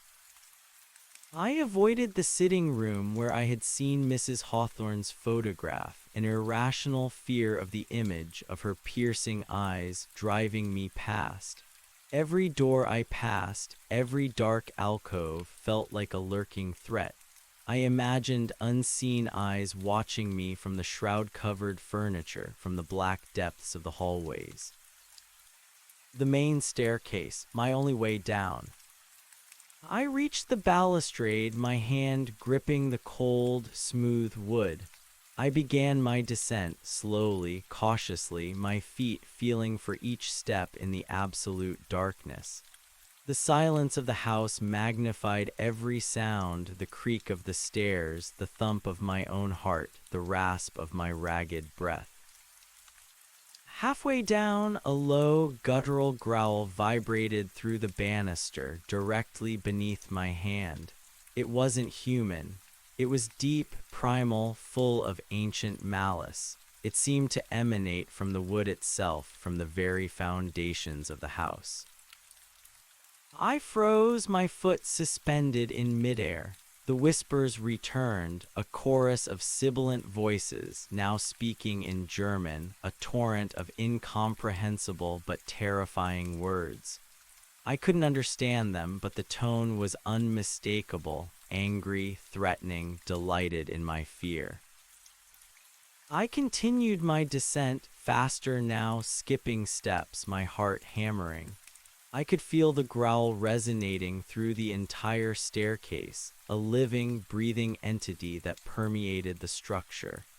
And then, at the bottom, as I reached the central hall, I heard the thump again, slow and deliberate, coming from the drawing room. My headlamp was dead, my phone was dead, I had no light. Panic threatened to overwhelm me again, but the journal in my hand felt like a small anchor, a tangible piece of the horror, a reminder of what I was fighting for. I veered left towards the front door, away from the drawing room. The central hall was an immense, echoing space, and the darkness here was profound. I could hear the thump now echoing from the drawing room, a slow, methodical sound, followed by the faint creak of a floorboard as something shifted inside. The metallic sweet scent was overwhelming, making me lightheaded. I felt a growing sense of pressure, as if the air itself was solidifying around me, trying to impede my progress. My outstretched hand finally found the heavy oak of the front door. Relief surged, brief and potent. I fumbled for the iron bolt, my fingers numb with cold and fear. It was stiff, refusing to slide. I pushed, pulled, twisted, grunting with effort. "You can't leave not yet." The whispers were everywhere, swirling around me in the central hall, a suffocating shroud of sound. "We need you." Then a sudden, sharp crack from behind me. I spun around, my eyes straining into the darkness.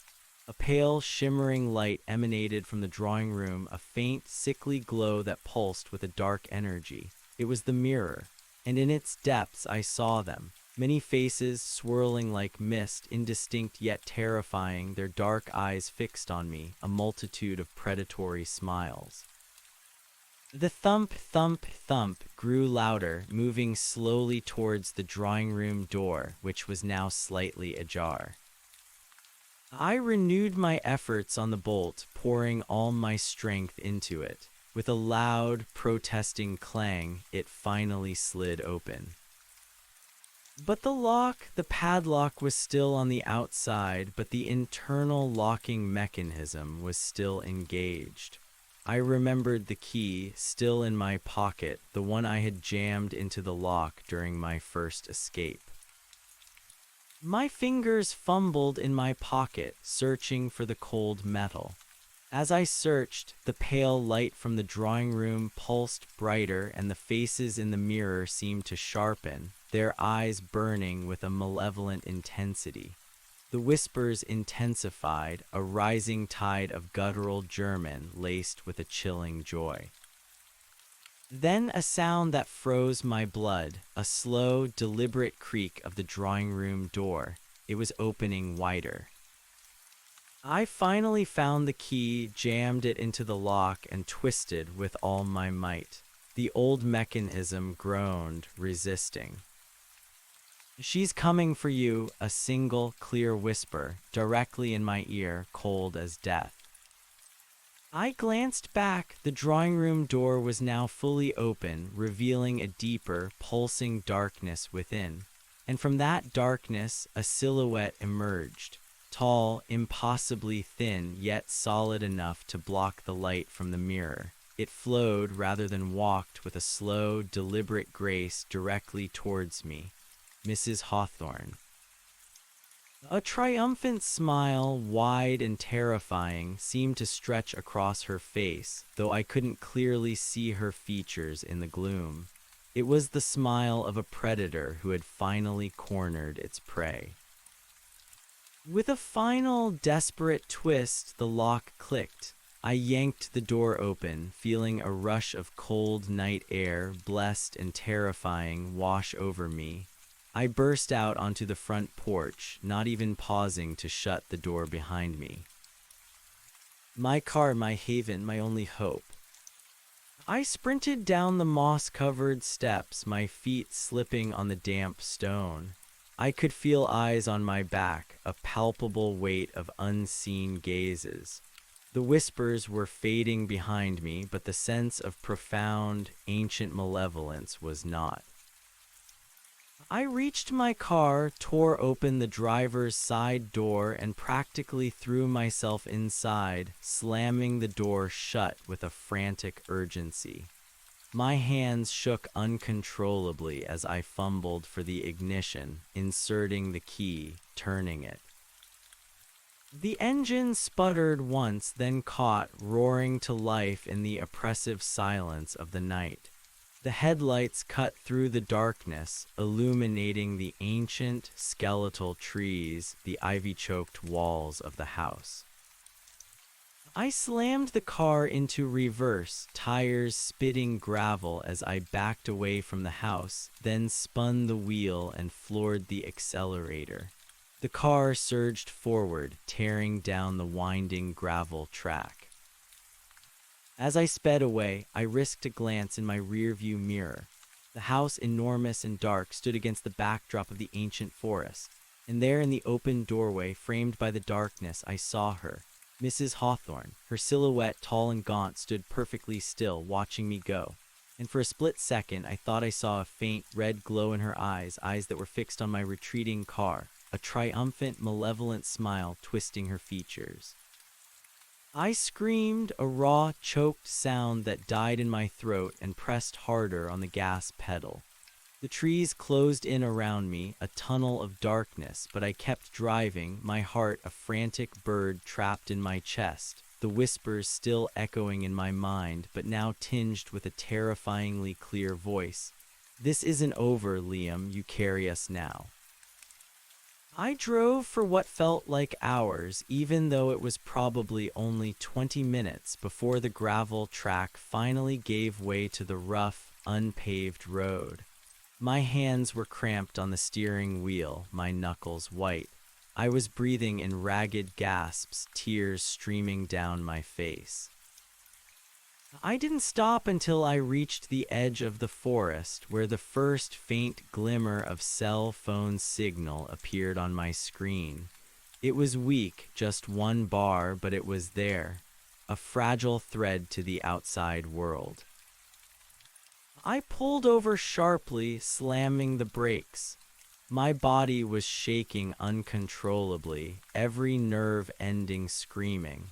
I leaned my head against the steering wheel, trying to compose myself, trying to make sense of what had just happened. I had the journal. It was clutched in my lap, its leather cool against my clammy hands. I stared at it, a tangible link to the horror I had just endured, a promise of answers. But the whispers, "You carry us now," what did that mean? My phone still showed a dead battery. I had nothing but the journal, my car, and a profound, bone-deep terror. The sun was just beginning to paint the eastern sky with a faint, bruised purple hinting at the dawn. I had survived the night. I had escaped. But the feeling of being watched, of being followed, still clung to me, a cold shroud I couldn't shake.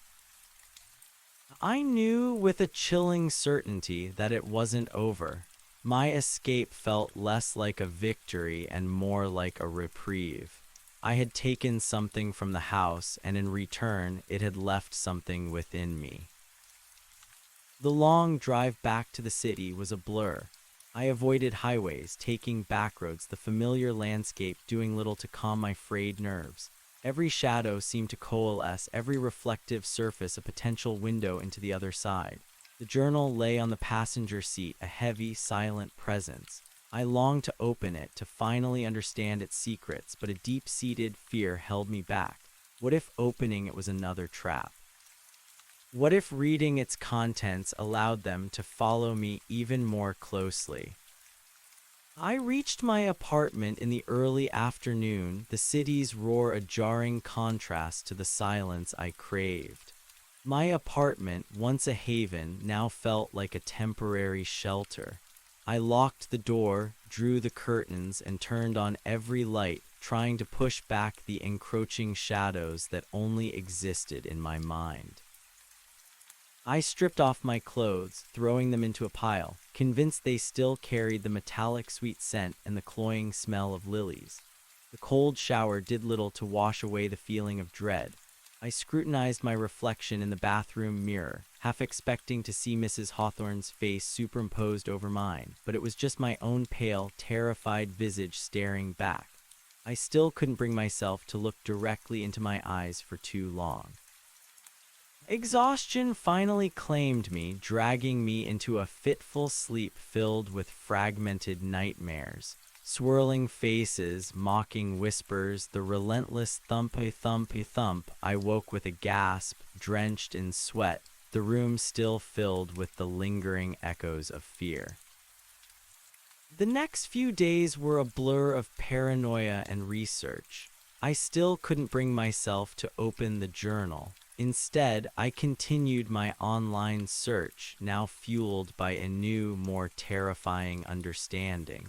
I needed to know what Mrs. Hawthorne was, what the mirrors were, and how to stop her. I devoured every obscure article, every forgotten legend, every piece of folklore I could find about mirror spirits, possessions, and entities trapped in reflective surfaces. Most of it was sensationalist garbage, but I sifted through it, looking for patterns, for common threads. I learned about the concept of psychomantiums, ancient practices of divination using reflective surfaces to contact spirits. I read about cultures that covered mirrors after death, fearing the soul would be trapped or that the deceased would call others to join them. I even found a few chilling tales of spirits not just haunting reflections, but actively trying to cross over through them, or even possess individuals who gazed too long or too deeply. The term psychopomp kept appearing in my searches, describing entities that guide souls, but sometimes darker interpretations hinted at entities that consume souls, trapping them or using them for their own ends. The journal's ominous warning, "It desires egress," echoed in my mind. She wanted out, and she needed a vessel. My own email, the one I'd set to send to myself as a safety net, popped into my inbox. I read it, a chilling reminder of my own desperate plan. I almost sent it to Mark, to the police, to anyone. But what good would it do now? They would still think me insane, and the danger now felt more insidious, more personal. I couldn't shake the feeling of being watched. Even in the brightest parts of my apartment, I felt a cold spot, a subtle shift in the air, a fleeting shadow in my peripheral vision. I started hearing faint, sibilant whispers at the edge of my hearing, easily dismissed as the city's hum or my own fractured mind, but they were there. Liam hours. I decided to start with the obvious. I needed to understand the journal. Despite my fear, it was the only concrete piece of evidence, the only key. I found my old magnifying glass and a pair of clean white gloves from my photography kit, wanting to handle it as carefully as possible, almost as if it were a fragile bomb. I laid it on my clean dining table under the bright overhead light. The leather was supple, worn smooth with age, but still intact. The brass clasp was tarnished but functional. My hands trembled as I carefully unlatched it, pushing open the heavy cover. The elegant, sloping German script filled the pages just as I remembered, the dates at the top of each entry. I knew enough basic German to make out some words, but not enough to understand the full context. Spiegel, mirror, Schatten, shadow, Auge, I, sigh, she, flüstern, whispers, they confirmed my worst fears. I needed a translator, a professional, someone I could trust, but also someone who wouldn't immediately dismiss my story as madness. I remembered an old professor from my university days, Dr. Schmidt, a specialist in obscure European languages and folklore. He was eccentric but brilliant and, more importantly, open-minded. He often spoke of the blurred lines between history, myth, and the unknown. I hesitated, my finger hovering over the phone. Could I really bring him into this, expose him to this darkness? But I had no other choice.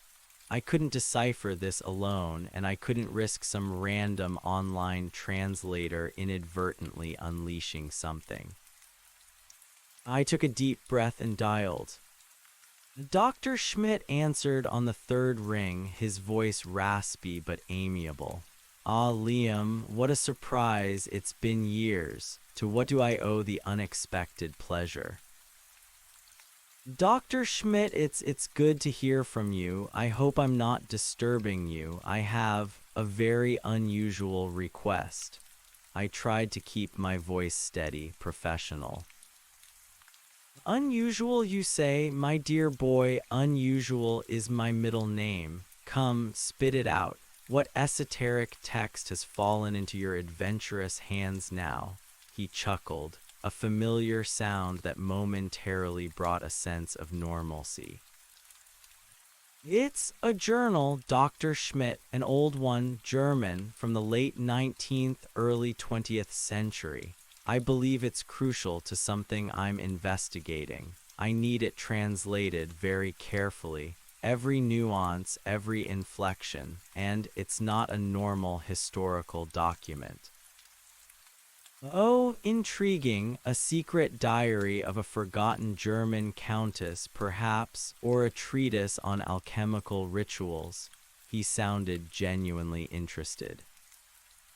More like a personal account of a haunting, I believe, potentially a possession. And it's connected to some very old local legends, and I need to understand it quickly and discreetly. There was a pause. A haunting, you say, a possession. My, Liam, are you quite well? You sound rather breathless. I'm fine, Dr. Schmidt, just stressed. I can explain everything when I see you. Would you be willing to look at it? I can bring it to you wherever you are. I can pay you well for your time. Payment is secondary to intellectual curiosity, my boy, and the opportunity to delve into a potentially genuine historical anomaly. Irresistible. I'm at my university office, as usual, drowning in ancient Sumerian cuneiform. Bring it by, say in an hour, and do bring yourself a strong cup of tea. You sound like you've seen a ghost. He chuckled again, a sound that now sent a shiver down my spine. I'll be there, Dr. Schmidt. Thank you so much. I hung up, a strange mix of relief and renewed fear washing over me. I was finally taking action, finally getting help. But I was also bringing someone else into the orbit of this malevolence. I just prayed I wasn't putting Dr. Schmidt in danger. I carefully placed the journal into a padded envelope, then into my camera bag, a strange choice, but it was sturdy and familiar. I grabbed my car keys, checked all the locks again, and headed out, the subtle whispers still clinging to me like a second skin. The drive to the university campus was tense. Every reflective surface on the road, bus windows, shop fronts, puddles, seemed to hold a fleeting image, a shifting shadow. I kept my eyes fixed on the road ahead, trying to banish the paranoia. Dr. Schmidt's office was a comforting chaos of books, papers, and archaeological artifacts. He was a small man, perpetually rumpled, with a wild shock of white hair and keen, intelligent eyes that twinkled behind thick spectacles.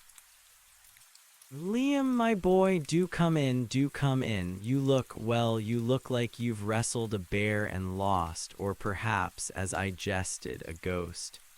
He gestured to a worn armchair piled high with books. Clear yourself a space. I mumbled a greeting, cleared a spot, and sat down, carefully placing the bag with the journal on the desk between us. It's a long story, Dr. Schmidt, and I truly appreciate you seeing me on such short notice. Nonsense, old friends and intriguing puzzles are always welcome. Now the journal. He looked at the bag with a theatrical gleam in his eye. Unveiled the mystery, young Indiana Jones. My hands trembled slightly as I pulled out the padded envelope and then the journal itself, placing it reverently on his desk. Dr. Schmidt's expression shifted, his playful air replaced by a look of intense scholarly focus. He put on his white gloves, pulled out a jeweler's loupe, and leaned closer. Late 19th, early 20th, yes, beautiful calligraphy, fracture script, very elegant, very precise, and a strong, rather unique aroma, like old flowers. And what is that, a metallic tang? He sniffed it delicately. Intriguing. He carefully opened the journal, his brow furrowed in concentration. His eyes scanned the first few pages, moving slowly, his lips moving silently as he deciphered the ornate script.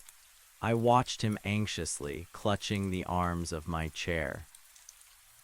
The silence in the office was broken only by the rustle of pages and the distant sounds of campus life. After a few minutes, Dr. Schmidt straightened up, took off his loupe, and looked at me, his eyes grave. Liam, he said, his voice low, this is quite remarkable and unsettling. The language is formal, even poetic at times, but the content, it is indeed an account of what this person clearly perceives as a supernatural entity. What does it say? Please tell me everything. My voice was a desperate plea. He nodded, adjusting his spectacles. It seems to be the diary of a young woman, or at least, a woman of certain sensibilities. The earliest entries are dated 1898. She speaks of her new life at Blackwood Manor, her duties as a lady's companion. A companion, I interrupted, not the matriarch Mrs. Hawthorne.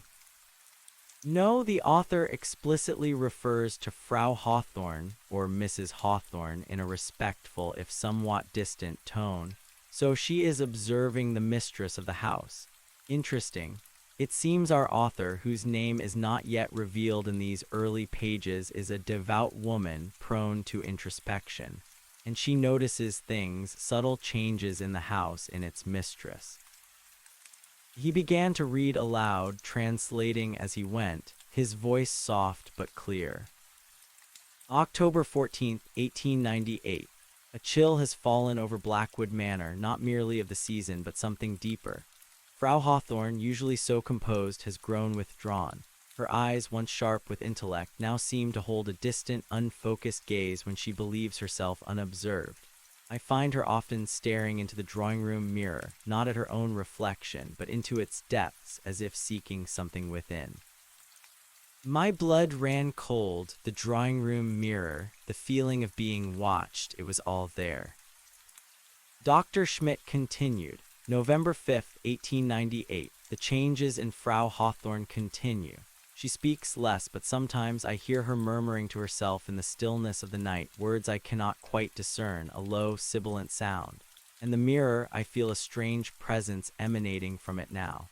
A coldness, a whisper that brushes the edges of my hearing, though I know it is merely the wind in the old timbers. I swallowed hard, my throat dry. The whispers I breathed, I heard them too, in the cold. Dr. Schmidt nodded, continuing to turn pages. December 1st, 1898. A shadow has fallen over Frau Hawthorne's beauty. She has begun to spend entire hours before the drawing room mirror, sometimes muttering in a language I do not recognize. Her reflection seems sharper than her own countenance, imbued with a strange, fierce energy that her actual face now lacks. I sometimes see her smile at her reflection, a smile that is not her own, cold and devoid of warmth. "The smile," I whispered, "the predatory smile." "Yes, it seems to be a recurring motif," Dr. Schmidt murmured, his eyes scanning more pages. Here, an entry about a week later, December 8th, 1898. "I confess I fear the mirror. When I pass it, I feel eyes upon me, not Frau Hawthorne's, but something ancient, something that dwells within the glass. And sometimes, for a fleeting instant, I see not my own face, but a different one, pale and indistinct, superimposed upon my own reflection, gazing out with an unsettling intensity. It desires attention. It desires acknowledgement." I recounted my experience in the drawing room, the fleeting image in the mirror, the feeling of being watched. Dr. Schmidt listened intently, his expression growing more serious with each detail. "The journal's author," I said, "did she ever mention anything about a maid named Alara?" Dr. Schmidt quickly flipped through pages. "Ah, yes, here. It seems the maiden name of the family was Alara. No, wait, not the family. Here, in an entry from early 1899, February 3rd, 1899, young Alara, one of the housemaids, has been behaving strangely. She talks of bad dreams, of seeing shadows in the mirrors. She has grown withdrawn, and I have found her weeping silently in the scullery, muttering about the lady in the glass and the cold whispers. Frau Hawthorne seems aware of Alara's distress, but dismisses it as foolish superstition, though her gaze upon the girl is possessive. Possessive, the word hung in the air, thick with menace. And then Dr. Schmidt continued, his voice now lower, a very disturbing entry dated just a few days later. February 7th, 1899. "Alara is gone. They say she fell from her window, a tragic accident, but I saw her last night. Her eyes, they were not her own. They were dark, ancient, filled with a terrible light. And she was smiling, that same cold, predatory smile I have seen on Frau Hawthorne's reflection, as if she were being led. And the mirror in the drawing room, it pulsed with a faint, dark light after the incident. I fear for this house. I fear for Frau Hawthorne. Something has taken root here." My blood ran to ice. Alara's accident wasn't an accident. She had been a victim. And the mirror spirit had been active even then, perhaps using Mrs. Hawthorne or influencing her, or perhaps already having taken hold of Mrs. Hawthorne. "What happens after that?" I urged. "What about Mrs. Hawthorne?" Dr. Schmidt continued to translate, his voice now laced with a scholarly concern that bordered on genuine unease. The entries became more erratic, more desperate. March 15th, 1899. Frau Hawthorne is no longer herself. Her voice is deeper, her movements stiffer. She commands, she orders, but the warmth is gone. Her eyes, they are black pools that hold no light. And she always returns to the mirror, gazing, speaking to it. I hear a faint, metallic ringing in the house now, sometimes accompanied by the faint scent of lilies. A sickly sweet aroma like decay. He paused, looking at me. "The metallic ringing, the scent of lilies, you described these exactly, Liam. It seems our author is a very accurate observer." I nodded, unable to speak, my mind reeling with the terrifying confirmation. April 2nd, 1899. I saw it, truly saw it, not a reflection. The mirror. I looked too closely. A pale face, not Frau Hawthorne's, but like the one I saw on Alara's reflection, shimmered within, dark eyes, a terrible smile. It whispered to me in my mind, it said, "You will join us." I ran. I have locked myself in my room, but the whispers, they come from under the door, from the walls. They are everywhere. May 10th, 1899. I feel her presence constantly now. She watches from the glass. She calls from the shadows. The house is no longer safe. I see shadows moving that are not shadows. I hear scraping sounds. The cold. Oh, the terrible cold. I try to pray, but the words fail me. The mirror is a gateway. She seeks egress. She seeks a way out into our world. Dr. Schmidt's hands were trembling slightly as he turned the last few pages. He paused at the final entry, his face pale. He cleared his throat. June 15th, 1899. The whispers are too loud now. They fill my head, drowning out my own thoughts. She is always with me. I see her in every surface, feel her cold breath on my skin. She promised egress, promised a body. My own reflection is fading, replaced by another, a hungry, ancient face. My strength wanes. I am tired, so tired, but I must record this. She showed me the mirror. It does not merely reflect, it holds, it waits, it consumes. And when a soul is weak, when a vessel is empty, it can cross, not into the reflection, but into the flesh. Mrs. Hawthorne, she is gone, only it remains, and now it seeks another. It has chosen me. My mind, it is not my own. The cold is so cold, so many voices, they are hungry, they are inside. Dr. Schmidt stopped reading, his voice barely a whisper. He closed the journal slowly, reverently, his hands still trembling slightly in their white gloves. He took off his spectacles and rubbed his eyes, a look of profound shock and horror on his face. The silence that followed was heavy, suffocating, broken only by the frantic pounding of my heart. The distant sounds of the university campus seemed to vanish, replaced by the faint, sibilant whispers that I now knew weren't just in my head, but were echoes of a terrible truth. Liam, Dr. Schmidt finally said, his voice raspy, this is beyond anything I have ever encountered. This is not mere folklore. This is a first-hand account of something truly monstrous. He looked at me, his eyes wide and clouded with fear. This woman, the companion, she was clearly possessed. She documented her own demise. And Mrs. Hawthorne, I choked out. She was the first vessel. Ilara was next, and then the companion. A cold, terrifying logic began to form in my mind, a pattern of predation. The whispers, the cold, the smiles, it all fits. The egress she speaks of, Dr. Schmidt murmured, tapping the journal with a gloved finger, it means a way out. This entity, this mirror spirit, as you called it, is not merely haunting the house. It's using the mirrors as a conduit to possess living beings, to cross into our world fully, and it feeds on, it consumes the souls of its victims. And that line, I said, my voice barely audible, you carry us now. I looked at him, my eyes wide with terror. When I left the house, Dr. Schmidt, that's what I heard, that's what she said to me. I think she's in me, or at least she tried to get in. She touched me when I grabbed the journal. I felt it, the sharp, icy sensation, the shiver. Dr. Schmidt stared at me, his face paling further. He leaned back in his chair, running a hand through his wild white hair.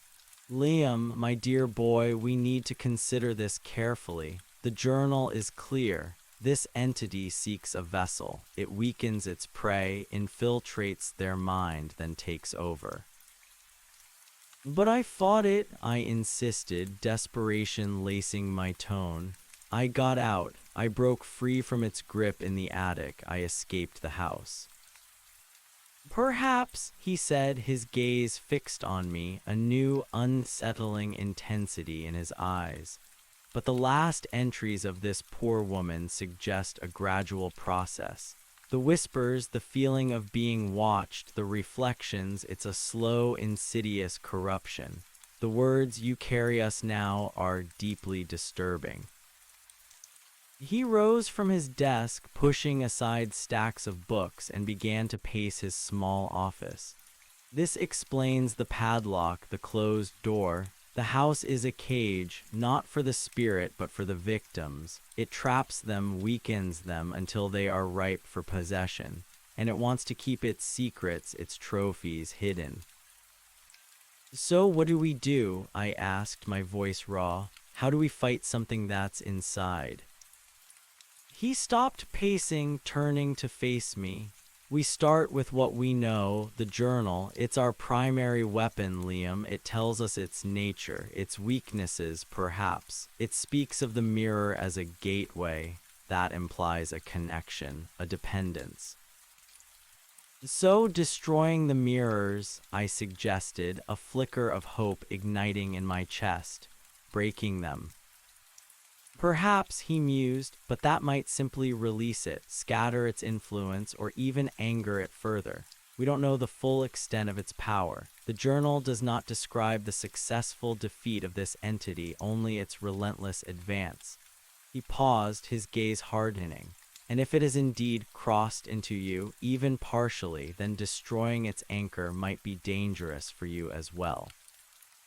My blood ran cold again. The thought that destroying the mirrors might harm me was a terrifying new dimension to the problem. We need to go deeper, Dr. Schmidt continued. The companion mentions ancient and many voices. This suggests a history. This entity is not simply a single, isolated ghost. It seems to collect souls, and it seems to have a long history. We need to find the origin. When did it first appear? Who built the house? Why Blackwood Manor? He walked over to a cluttered bookshelf, pulling out several dusty tomes. This will require extensive research, Liam. We need to comb through local historical records, old newspapers, property deeds, anything that can shed light on the Blackwood estate and the Hawthorne family. This journal provides dates, names, locations. We have a starting point, and we need to investigate the mirror itself.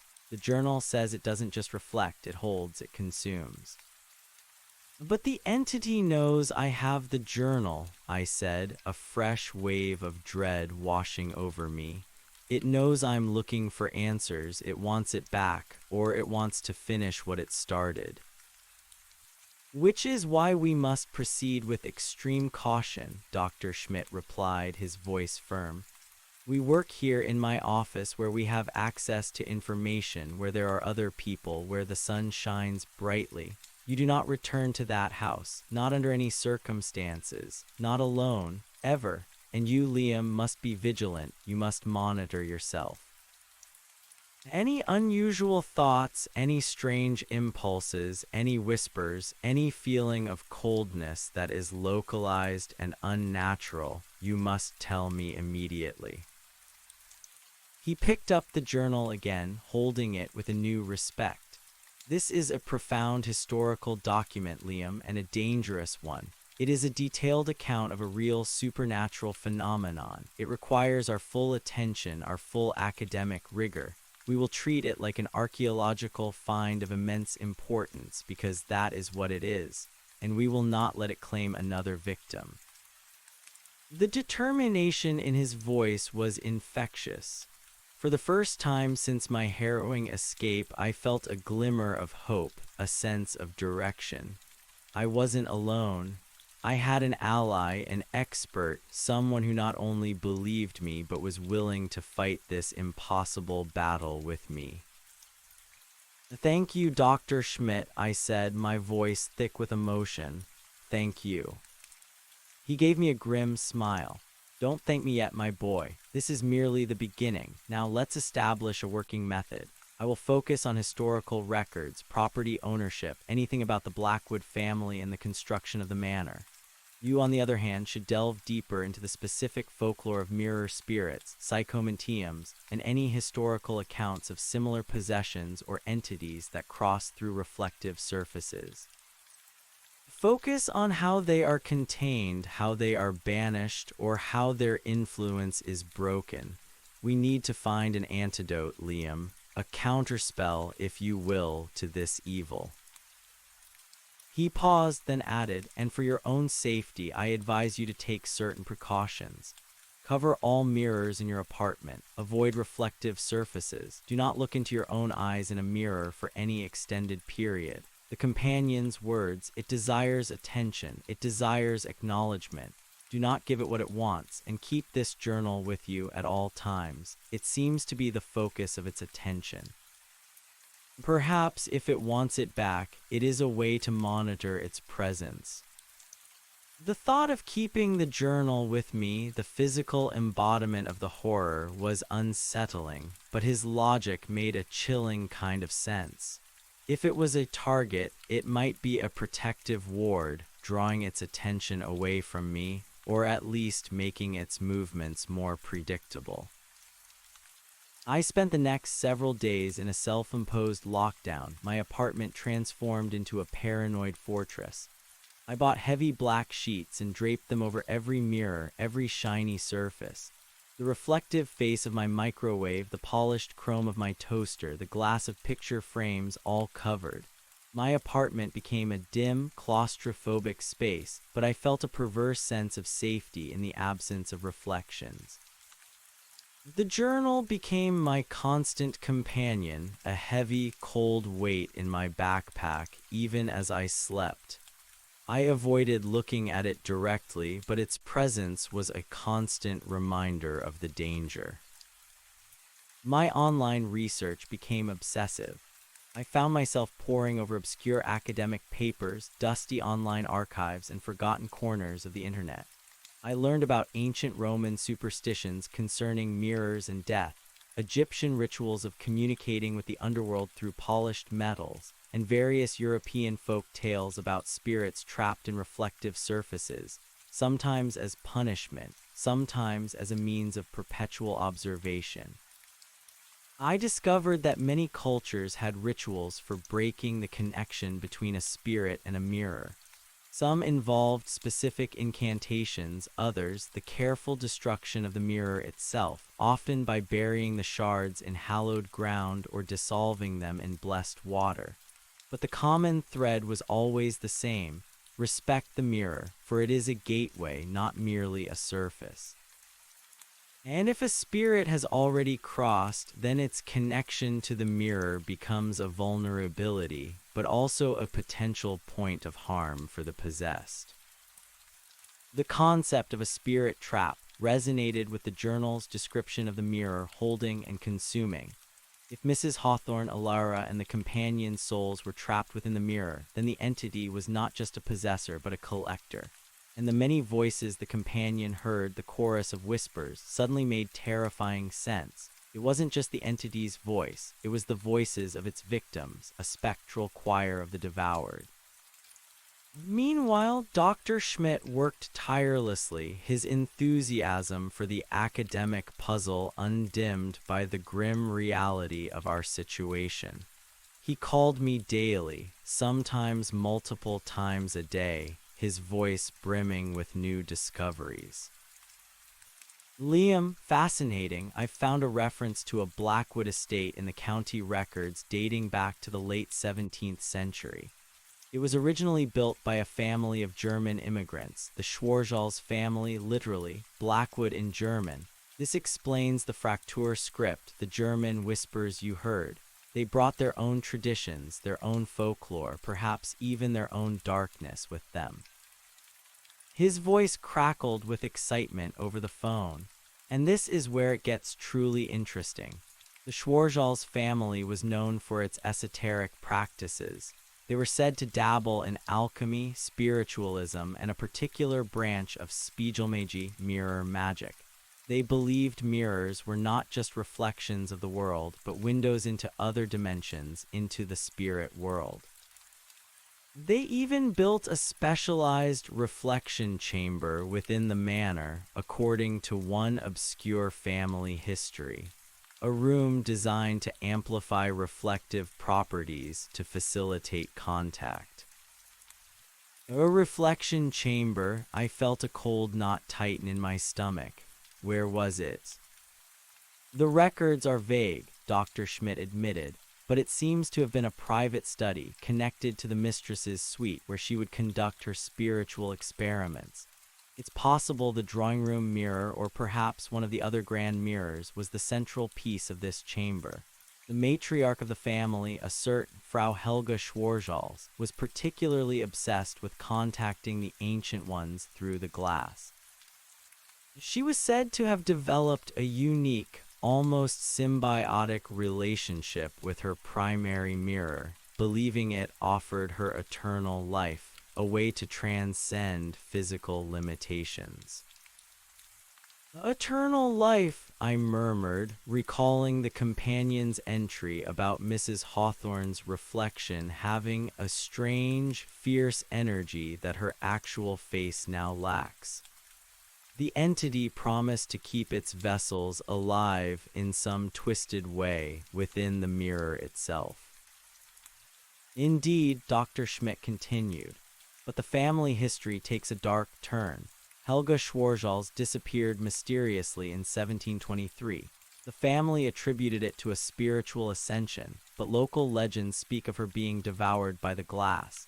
Her husband, grief-stricken or perhaps terrified, sold the estate soon after to the Hawthorne family, who were unaware of its true history or its lingering inhabitant. "So the entity isn't Mrs. Hawthorne," I said, a chilling realization. "It's Frau Helga, or whatever consumed her. It's been there for centuries, passing from host to host, from mirror to mirror." "Precisely," Dr. Schmidt exclaimed. "The companion's journal describes Mrs. Hawthorne's decline, her eventual replacement, but the entity itself is far older, far more deeply rooted.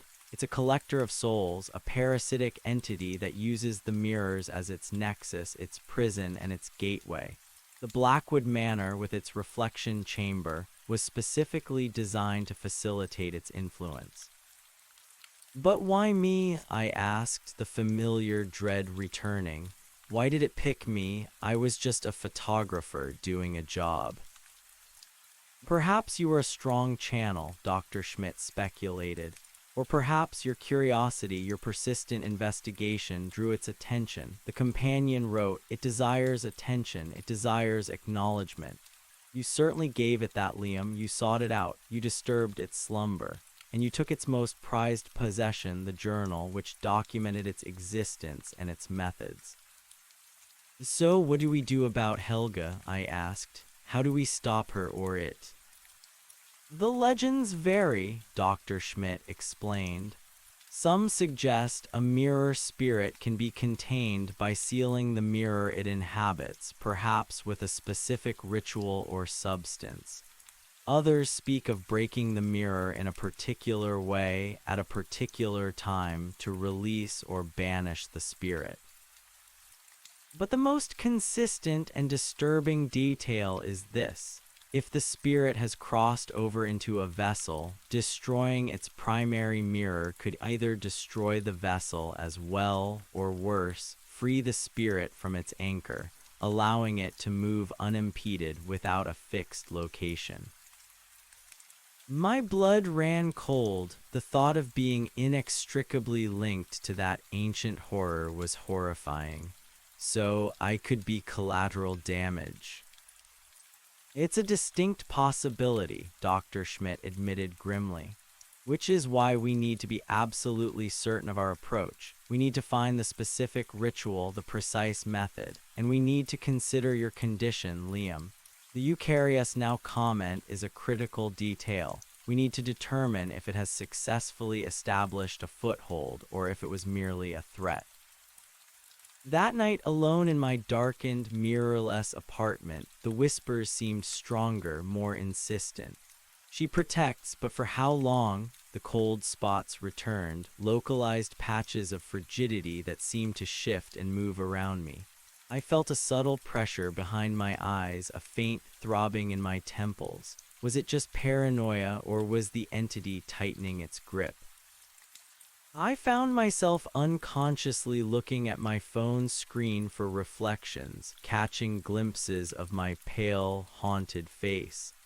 I quickly snapped it off, reminded of Dr. Schmidt's warnings. I was fighting a battle on two fronts, externally against the ancient entity and internally against my own sanity. The next morning, Dr. Schmidt called with a new lead. Liam, I've found something about the mirrors themselves. The Schwarzschild family commissioned a specific type of mirror from a renowned glassmaker in Venice in the late 17th century. These weren't ordinary mirrors. They were crafted using a unique silvering process, rumored to incorporate rare, naturally occurring minerals known for their magical conductivity. The largest of these, the Grand Spiegel, was specifically designed for the reflection chamber. The Grand Spiegel, I repeated, the drawing room mirror. Exactly, he confirmed.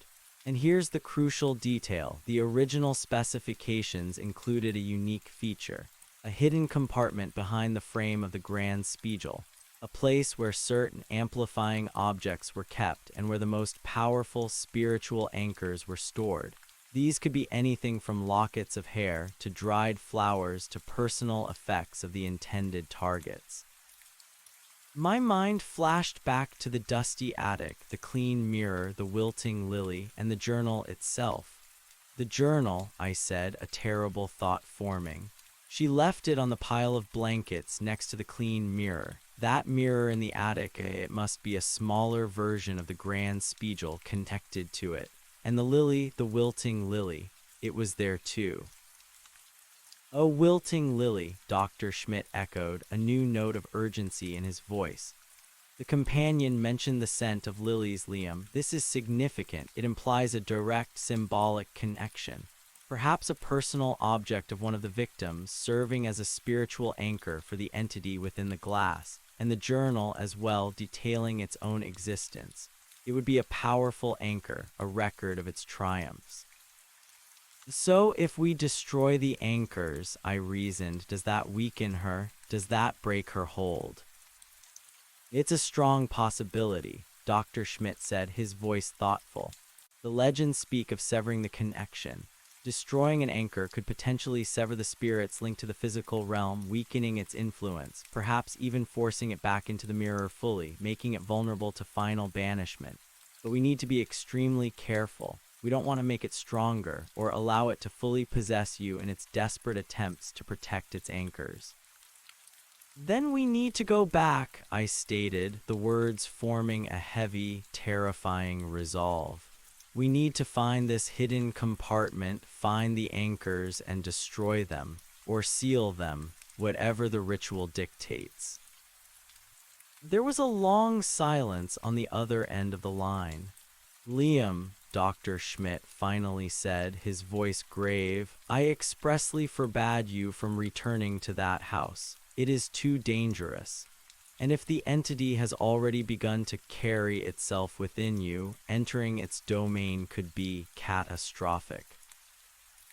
But it's the only way, Dr. Schmidt, I countered, my voice firm. We have the journal, we know its name, Helga Schwarzschild, we know its methods, we know about the anchors, we have a plan. I can't just sit here and wait for it to take me or to come for someone else. We have to fight it where it lives. He sighed a long, weary sound.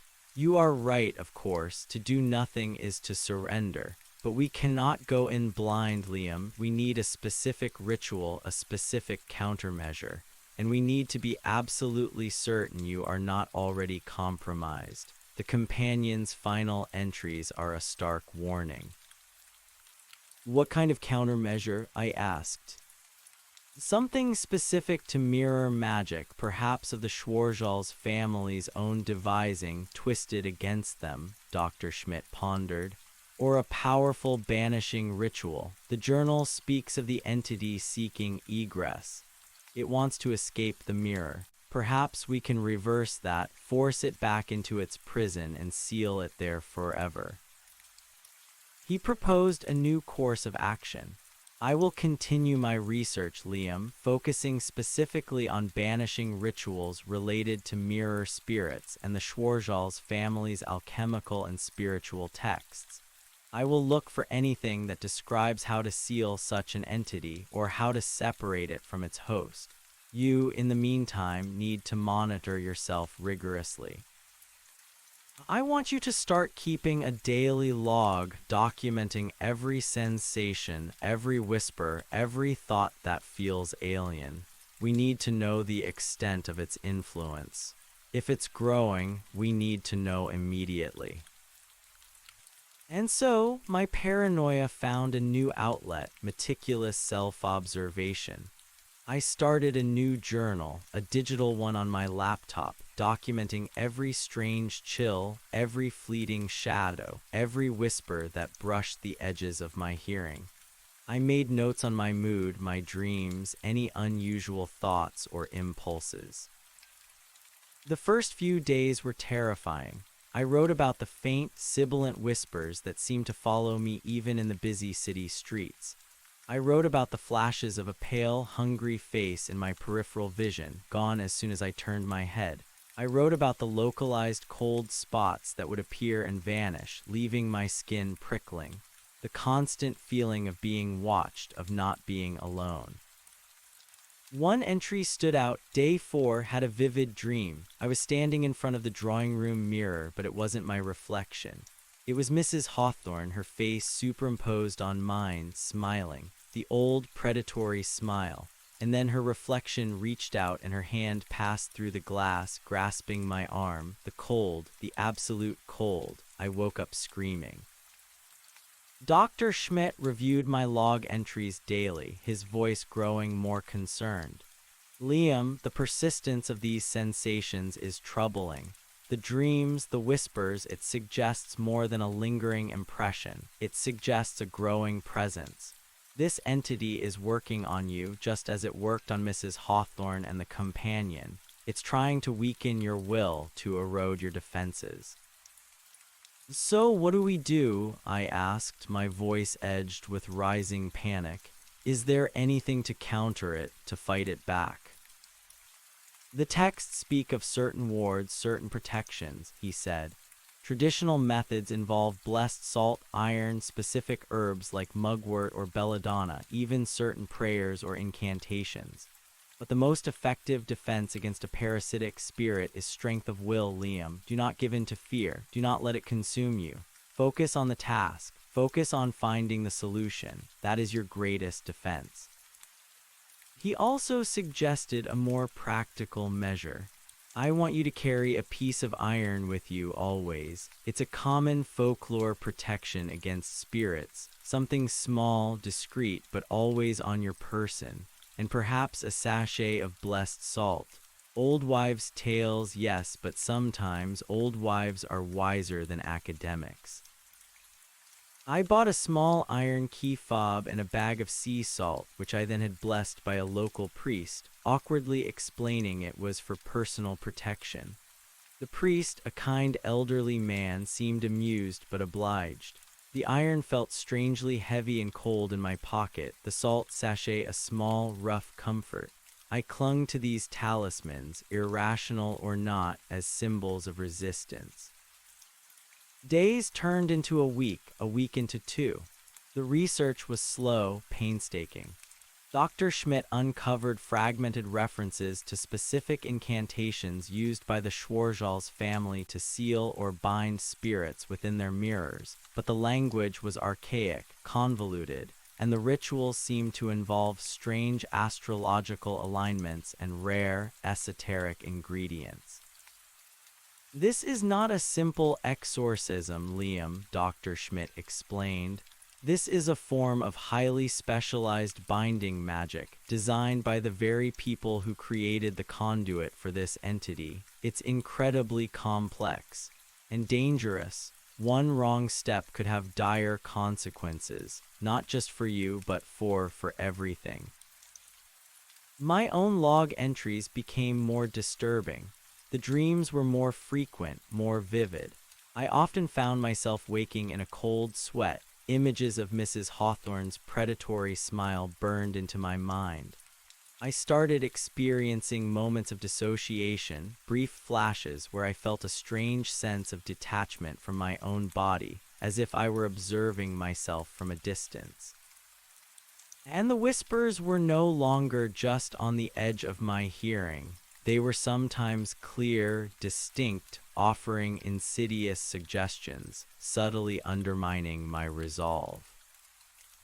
Don't fight, it is easier to surrender. The house calls, come home. The worst incident occurred on day 10. I was researching late into the night, exhausted, when I caught a glimpse of my reflection in the darkened screen of my laptop. For a split second, I saw it, not my own face, but a pale, gaunt countenance, ancient and cruel, superimposed on my own, its eyes burning with a malevolent red glow. It was just for an instant, a flicker, but it was enough to send a jolt of ice through my heart. I slammed the laptop shut, my hands trembling. I immediately called Dr. Schmidt, my voice shaking. He listened patiently, then instructed me to take a long, hot shower, to rub myself down with blessed salt, and to focus on my breath. Liam, this is a clear attempt at infiltration. It's showing itself to you, trying to break your will. You must resist. Focus on your strength. Focus on the fact that you are still you. This entity seeks to consume your identity, to replace it. But what if it's already too far? I whispered, despair creeping in. What if you carry us now, men it already has a part of me?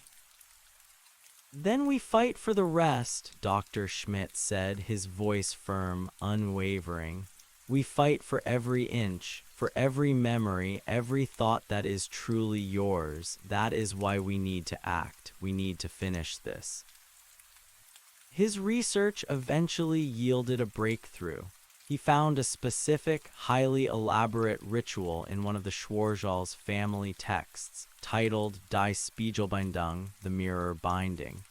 It detailed a method for containing a spirit within a specific mirror, sealing it there permanently, and severing its connection to any vessels it might have claimed.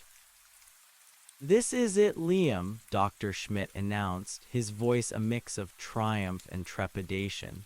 This is the counterspell, but it's incredibly dangerous. It requires specific astrological timing, precise incantations, and several very rare components, and it must be performed at the Grand Spiegel in the heart of the reflection chamber. He listed the ingredients: powdered silver leaf, dried lilies of a specific cultivar, the very ones whose scent pervaded the house, blessed salt, which I already had, an iron key, another item I inadvertently carried, and a personal item from one of the entity's victims. The journal, I realized, it's a personal item from the companion, and it contains the details of the other victims, Alara, Mrs. Hawthorne. It's perfect. Yes, Dr. Schmidt confirmed. The journal is a key component, and it calls for a precise incantation, a series of phrases in archaic German to be recited while performing specific gestures around the mirror. The most critical part, however, is the Opfer des Spiegels, the mirror's sacrifice. It states that the entity's primary anchors, the objects it has collected and imbued with its power, must be destroyed or sealed within the mirror at the climax of the ritual, while the incantation is being completed. This will sever its connection to the physical world and bind it to the glass forever.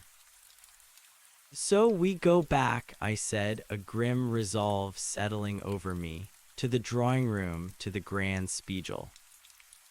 Yes, Dr. Schmidt replied, his voice heavy. But we must be prepared. This ritual is designed to contain a powerful, ancient entity. It will not go willingly. It will fight back with all its strength. And you, Liam, being so close to it, being a potential vessel, will be the most vulnerable. He laid out the plan. We would need to gather the rare ingredients which he would source. He would teach me the incantations, the precise pronunciations, the gestures. He emphasized the importance of knowing them by heart, as there would be no time for error. He also insisted on coming with me. I am an academic, Liam, not an exorcist, he stated, but I am also a scholar. This is a battle for knowledge, for understanding, and for the preservation of a human soul. I cannot send you alone. We will face this together. The idea of having Dr. Schmidt with me, a calm, rational presence, was immensely reassuring. I trusted him implicitly. The next few weeks were a whirlwind of preparation. Dr. Schmidt managed to procure the powdered silverleaf and the specific dried lilies through obscure botanical and alchemical contacts. We spent hours in his office, practicing the incantations, my tongue stumbling over the archaic German words, his patient corrections guiding me. He meticulously drew diagrams of the gestures, the placement of the ingredients, the precise order of operations. I continued my daily log. The dreams grew darker, the whispers more malevolent, sometimes taunting me with threats against Dr. Schmidt.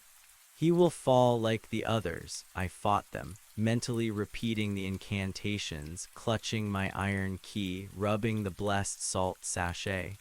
I felt like a soldier preparing for war, honing my mind as a weapon. Dr. Schmidt, in turn, noticed changes in me. Your resolve is strengthening, Liam, he observed one day, a rare smile on his face. The entity tests you, yes, but you are not breaking. That is a testament to your spirit. You are fighting it, even as it tries to infiltrate. He also added a new, critical piece of advice. The ritual states that the individual performing the binding must have a clear, unwavering image of what they are trying to achieve, the containment of the entity, the severance of its influence, and the protection of the vessel.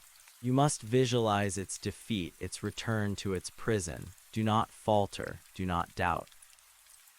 The date for the ritual was set for the next new moon, a time that the Schwarzschald's texts claimed was auspicious for binding rituals. It would be in 3 days. The night before our departure, Dr. Schmidt called, his voice unusually somber.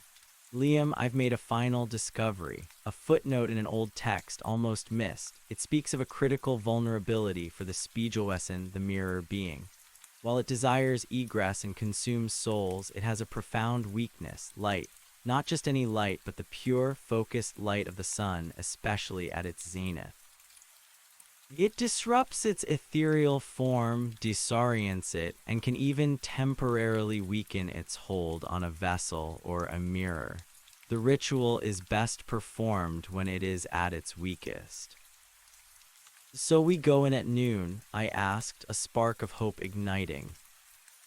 Precisely, he confirmed. Midday, when the sun is highest. We will bring powerful flashlights, but the natural light will be our greatest ally. It won't be enough to banish it alone, but it will create a window of opportunity, a moment of vulnerability, during which the ritual has the highest chance of success. The plan was set. We would drive to Blackwood Manor, arriving just before noon. We would enter, go directly to the drawing room, and perform the ritual. Dr. Schmidt would assist with the placement of ingredients and the timing, while I would recite the incantations and perform the core actions. I felt a strange mix of terror and grim determination. This was it, the final confrontation. I was going back to the house that had almost claimed me, armed with ancient knowledge and the support of an unlikely ally. The whispers were a constant buzz now, a chorus of angry, guttural German that tried to sow doubt and fear, but I focused on the words of the ritual, on the image of the mirror, sealed and silent, and on my own strength. The morning of the ritual dawned clear and bright, the sky a vivid, cloudless blue. A good omen, I hoped. Dr. Schmidt arrived at my apartment, carrying a heavy backpack filled with the ritual components, protective wards, and several powerful, hand-cranked lanterns as a backup to our heavy-duty flashlights. He also had a small, intricately carved wooden box, which he explained was a consecrated container for the collected anchors. He looked at me, his eyes serious. "Are you ready, Liam? We face an ancient evil. There is no turning back." I took a deep breath, clutching the iron key in my pocket, feeling the reassuring roughness of the salt sachet. I'm ready, Dr. Schmidt. Let's finish this. The drive upstate was tense but focused. The sun streamed through the car windows, a comforting presence. My phone signal died at the familiar spot, but this time the isolation felt less terrifying and more like a necessary stripping away of distractions. As we approached the gravel track, the familiar dread returned, but it was tempered by resolve. The house loomed in the distance, dark and silent, its windows like vacant eyes. The massive oak front door, which I had left open, was once again securely latched with the heavy padlock. "It knows we're coming," I murmured. "Perhaps," Dr. Schmidt replied calmly, "or perhaps it merely asserts its dominion. It matters not. We are prepared." We parked my car out of sight again, further down the track, and approached on foot. The sun beat down on the path, dappling through the leaves, but the air around the house felt unnaturally cold, even in the midday warmth. The metallic sweet scent, the cloying lilies, grew stronger with every step. Dr. Schmidt produced a small, leather-bound pouch from his bag. A locksmith's toolset gleaming wickedly in the faint light filtering through the ancient trees. "We anticipated such a minor inconvenience," he said, a grim line to his lips. He knelt, his movements surprisingly agile for his age, and began to expertly pick the lock. The metallic click of the tumblers echoed unnervingly in the oppressive silence. It was a defiant sound, a challenge thrown into the face of whatever ancient evil resided within.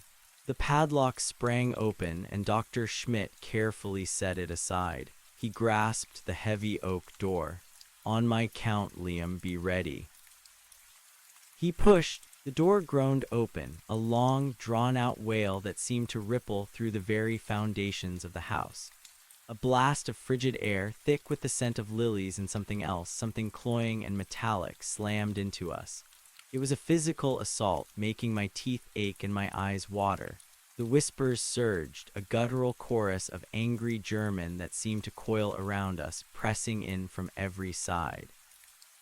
"Intruder, trespassers, you will join us." Dr. Schmidt didn't flinch. He produced two powerful LED flashlights from his backpack, handing one to me. "Stay close. Keep the beam steady. This is its domain, Liam, but we bring the light." We stepped inside, the heavy door swinging shut behind us with a resonant thud that echoed like a coffin lid closing. The darkness inside was absolute, a palpable weight that pressed in, denser than any night. Even the midday sun outside seemed unable to penetrate the thick, ancient glass of the manor's windows. Our flashlight beams cut through the gloom, carving tunnels of stark white light through the suffocating black. The grand foyer, once a place of elegant decay, was now a labyrinth of shifting shadows and oppressive cold. Dust motes danced in our flashlight beams, swirling like tiny, malevolent spirits. The metallic sweet scent was overwhelming here, making my stomach churn. "The drawing room," Dr. Schmidt murmured, his voice low but steady, directly ahead through the archway. As we moved, the whispers intensified, clawing at the edges of my sanity. "Foolish, weak, you cannot fight what is eternal."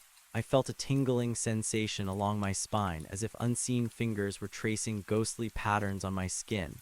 The iron key in my pocket felt colder than ever, a tiny anchor against the encroaching dread. I focused on Dr. Schmidt's steady gait, on the unwavering beam of my flashlight, on the rhythm of the German incantations I'd memorized. A cold spot coalesced directly in front of us, an ice-cold wall that seemed to sap the warmth from my very bones. I shivered violently, my breath fogging in the frigid air. Dr. Schmidt merely adjusted his grip on his flashlight and pushed through it, his face a mask of grim determination. I followed, gritting my teeth, fighting the urge to recoil. As we neared the archway leading into the main hall, a faint, scraping sound began, barely audible at first, then growing louder, rhythmic. Thump, thump, thump. It was the same sound I'd heard in the attic, the sound that had haunted my nightmares. It seemed to come from everywhere and nowhere, vibrating through the very floorboards beneath our feet. "It's trying to disorient us," Dr. Schmidt stated, his voice calm amidst the rising chaos. "Do not let it. Focus, Liam." We passed under the archway into the main hall. The imposing staircase, with its dark, ornate banisters, loomed to our left. It was shrouded in deeper shadow, and for a fleeting moment I imagined pale, spectral figures watching us from its heights. The thumping intensified, now accompanied by a faint, high-pitched whining like a lamenting wind. The drawing room door, a heavy, dark wood panel, stood partially ajar, a sliver of darkness even blacker than the hall visible within. It looked like an open maw, waiting. The scent of lilies was now overpowering, sickly sweet and cloying, like a funeral parlor saturated with decay. "It beckons," Dr. Schmidt observed, not breaking his stride. "It wants us to enter its sanctum. That is where we will fight it." As we approached the door, a sudden, violent gust of wind tore through the house, though all the windows were sealed shut. It slammed the drawing room door wide open with a crash, then immediately slammed it shut behind us as we stepped across the threshold, plunging us into even deeper darkness. The sound of splintering wood echoed, a cruel punctuation mark. "Welcome, Holmes, my new vessel. Come closer." The whispers were no longer a chorus, but a single, ancient voice, low and sibilant, directly in my ear. I felt a fleeting touch, ice cold and dry, on my cheek. I flinched, instinctively raising my hand to ward it off. "Liam, maintain focus." Dr. Schmidt's voice was sharp, pulling me back from the brink. I forced myself to breathe, to push back against the terror. My flashlight beam cut through the darkness, sweeping across the room, and then I saw it, the Grand Spiegel. It dominated the far wall, a towering, ornate behemoth of polished glass and dark, gilded wood. Even in the dim light of our flashlights, it seemed to absorb all available illumination, its surface a swirling vortex of indistinct shadows and fleeting, ghastly reflections. The air around it was impossibly cold, a core of pure ice in the already frigid room. The metallic sweet scent was strongest here, emanating directly from its surface. The floor in front of the mirror was littered with the same wilting lilies I had seen in the attic, their petals brown and brittle, scattered amongst dust and shadows. They formed a gruesome carpet, an altar to the entity's malevolence. "It's here," I whispered, my voice hoarse. "Indeed," Dr. Schmidt replied, already setting down his backpack. He moved with a practiced, deliberate calm, opening the bag and retrieving the ritual components.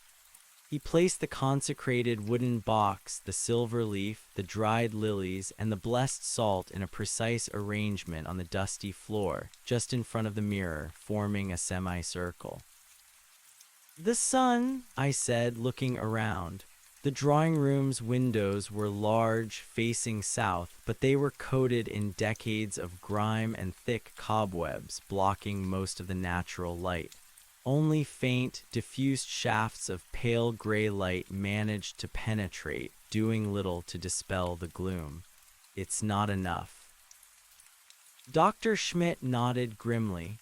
"As expected, we rely on our artificial light then, and on the timing. It is noon, Liam. Its ethereal form is already weakened, its hold less absolute. We must exploit this window."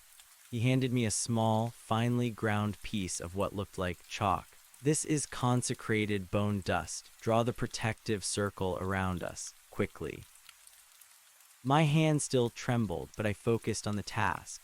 I knelt, drawing a wide, unbroken circle around Dr. Schmidt, the ritual components, and myself, reciting a silent prayer as the bone dust fell from my fingers, forming a pale, glowing line on the floor. As soon as the circle was complete, I felt a subtle shift, a faint hum in the air, a momentary lessening of the oppressive whispers. It was a fragile barrier, but a barrier nonetheless.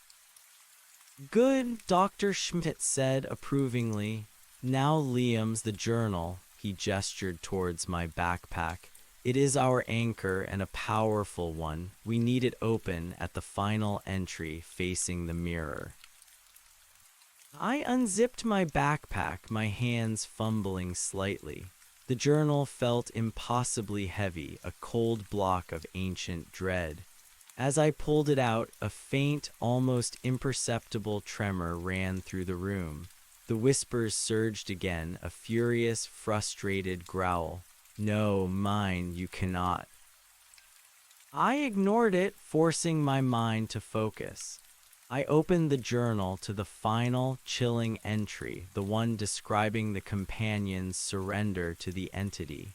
The delicate, looping fracture script seemed to pulse with a faint, dark energy. I placed it in the center of the semicircle, its pages open towards the grand spiegel. "Excellent," Dr. Schmidt said, his eyes scanning the journal's pages.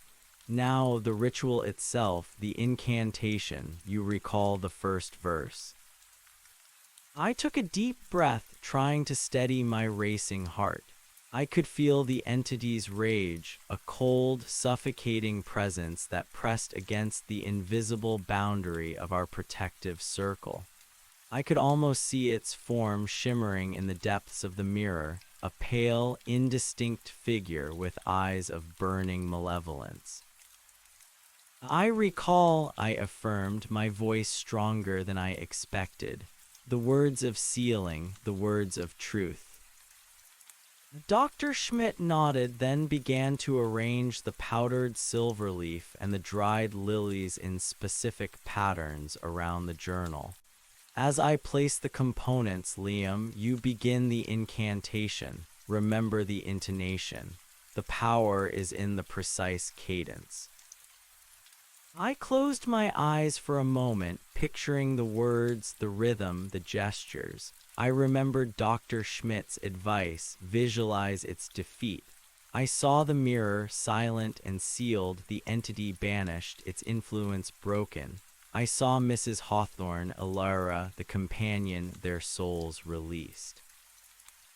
I opened my eyes, fixed my gaze on the grand spiegel, and began to speak, my voice clear and resonant, cutting through the whispering malevolence of the house.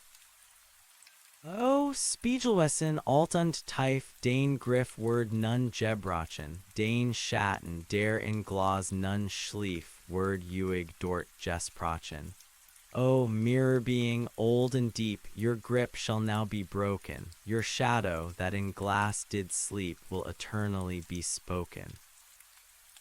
As I recited the archaic German, Dr. Schmidt sprinkled the powdered silver leaf in a precise circle around the components. A faint, silvery glow emanated from the powder, shimmering against the darkness, a stark contrast to the oppressive gloom. The entity's whispers faltered, replaced by a low, furious hiss like steam escaping from a fractured pipe. I continued, my voice gaining strength and confidence with each word, focusing on the meaning, on the power embedded in the ancient phrases. "Du robst die Seilen, ein Schar, den Hunger kennt kein End. Doch licht bricht durch, macht dich nun klar, und wunden dir ich send." You steal the souls, a multitude, your hunger knows no end, but light breaks through, now making you clear, and wounds to you I send. As I spoke the words about light, I felt a surge of energy, a warmth spreading through me, pushing back against the encroaching cold. Dr. Schmidt placed the dried lilies around the journal, forming a wreath. The lilies, once symbols of decay, now seemed to absorb the silver light, pulsating faintly. The mirror shimmered violently. The indistinct figure within it seemed to writhe, its form flickering, distorted like a corrupted image on an old television screen. A low, guttural roar, filled with ancient fury, vibrated through the room, shaking the very foundations of the house. Dust rained down from the ceiling. "It resists," Dr. Schmidt shouted over the din, his voice strained but resolute. "Keep going, Liam. Its rage confirms our power." I pushed harder, focusing my will, my voice rising above the entity's roar. Die forte die du einst urban word nun zu deinem Kerker, kein Durchgang mehr, kein Seelenschmaus, nur still, tief unstacker. The gateway that you once did build will now become your dungeon. No passage more, no soul feast filled, only silence deep and stronger. As I spoke of the gateway becoming a dungeon, Dr. Schmidt produced the small sachet of blessed salt. He carefully opened it, and as I finished the verse, he began to sprinkle the salt in a final outer circle around the silver leaf, the lilies, and the journal. As the salt touched the floor, it crackled with a faint, almost visible energy, creating a shimmering, translucent barrier that completed our containment circle. The entity's roar abruptly cut off, replaced by a desperate, high-pitched shriek of pure agony and frustration. The mirror bucked and shimmered, the air around it crackling. The image within seemed to stretch, to distort, to try and claw its way out of the glass. Its pale, gaunt face, the one I had seen in my dreams, now pressed against the surface, its eyes burning with malevolent red light, its mouth a gaping, silent scream. It was truly terrifying, a vision of pure, unadulterated evil. "No, my precious, my freedom, you cannot touch it," the ancient voice shrieked, no longer in my ear, but seeming to emanate from the mirror itself, a chorus of tormented souls mixed with raw, predatory anger.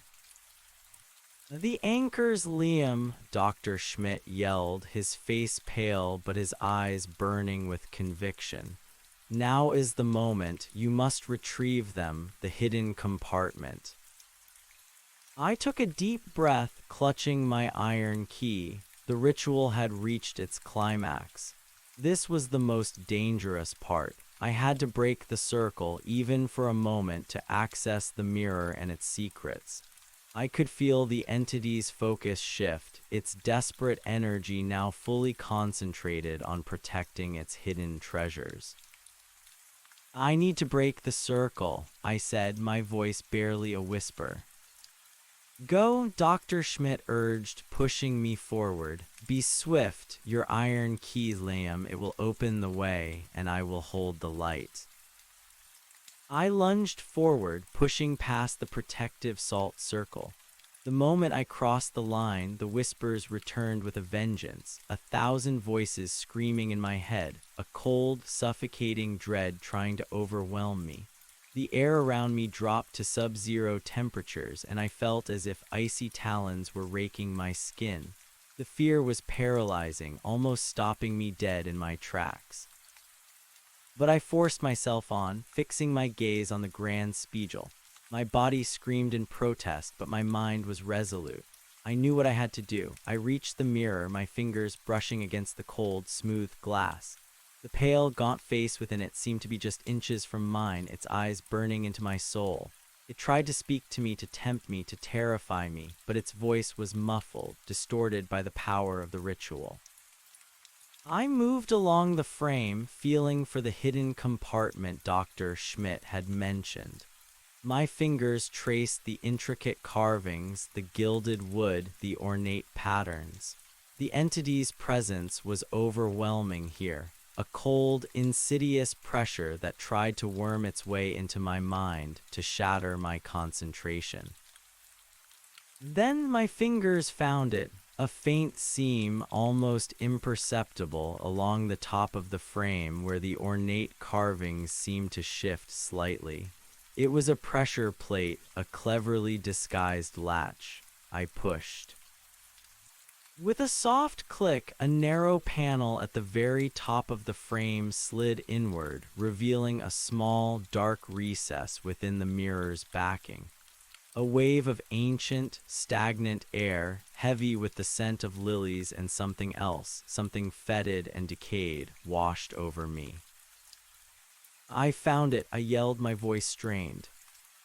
"Quickly, Liam, retrieve the anchors," Dr. Schmidt urged, his flashlight beam piercing the darkness of the compartment. I reached in, my fingers brushing against dusty, brittle objects. The compartment was surprisingly deep, extending further than I expected into the wall. My fingers closed around something hard and smooth, then something soft and fibrous. I pulled them out one by one. The first was a small, silver locket tarnished with age. It felt impossibly cold in my hand, radiating a malevolent chill. The second was a dried, braided lock of dark hair, tied with a faded velvet ribbon so brittle it almost crumbled at my touch. And finally, a small, antique doll, its porcelain face cracked and stained, one glass eye missing, its tiny dress reduced to rags. It was unsettlingly lifelike, yet utterly dead.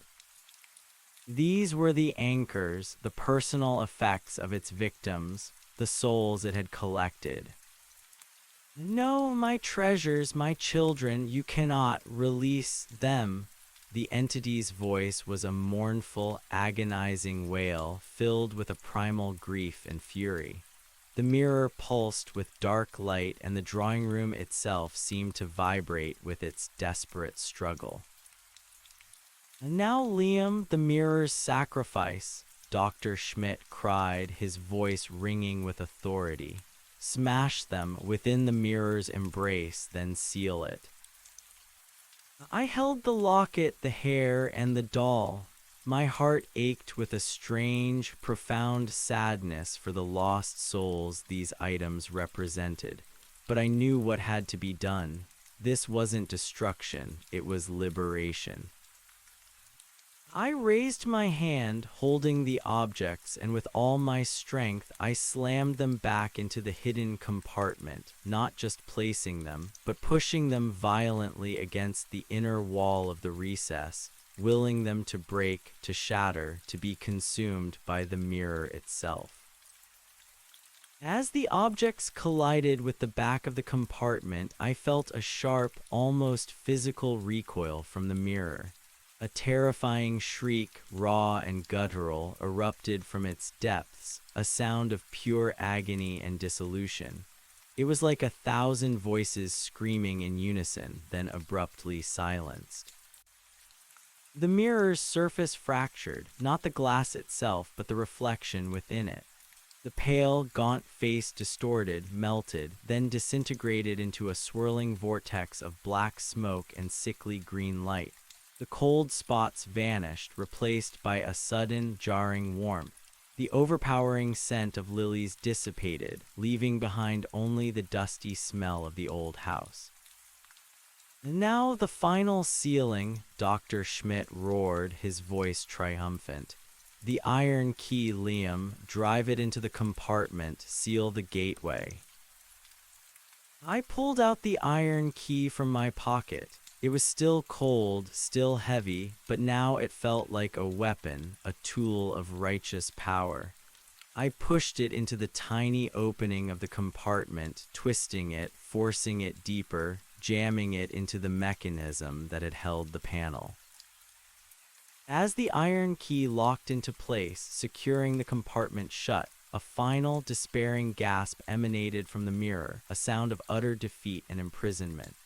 The shimmering, distorted image within the glass solidified, coalescing into a swirling, stormy gray like a trapped cloud. The malevolent red eyes vanished, replaced by an endless, unseeing void. The entity was sealed. I stumbled back, collapsing inside the protective circle, my body trembling, my mind reeling. The silence that followed was deafening, a sudden, absolute vacuum after the cacophony of the entity's struggle. The oppressive darkness in the room seemed to lift ever so slightly, as if a great weight had been removed. Dr. Schmidt rushed to my side, his face beaming with exhausted triumph. "You did it, Liam. You actually did it. You sealed it. The mirror binding is complete." He gripped my shoulder, his touch grounding me in the sudden, eerie calm. I looked at the grand spiegel. Its surface was still and clear, reflecting only the dusty, dilapidated drawing room. The storm within had vanished, replaced by a dull, unreflective grayness that seemed to absorb all light. It was no longer a gateway, but a prison, a tomb. A profound exhaustion washed over me, draining every ounce of energy from my body. I felt lighter, as if a heavy burden had been lifted from my soul. The whispers were gone, the cold was gone, the feeling of being watched, of being carried, had vanished. "It's over," I breathed, tears pricking at my eyes, not of sadness, but of immense relief. Dr. Schmidt helped me to my feet.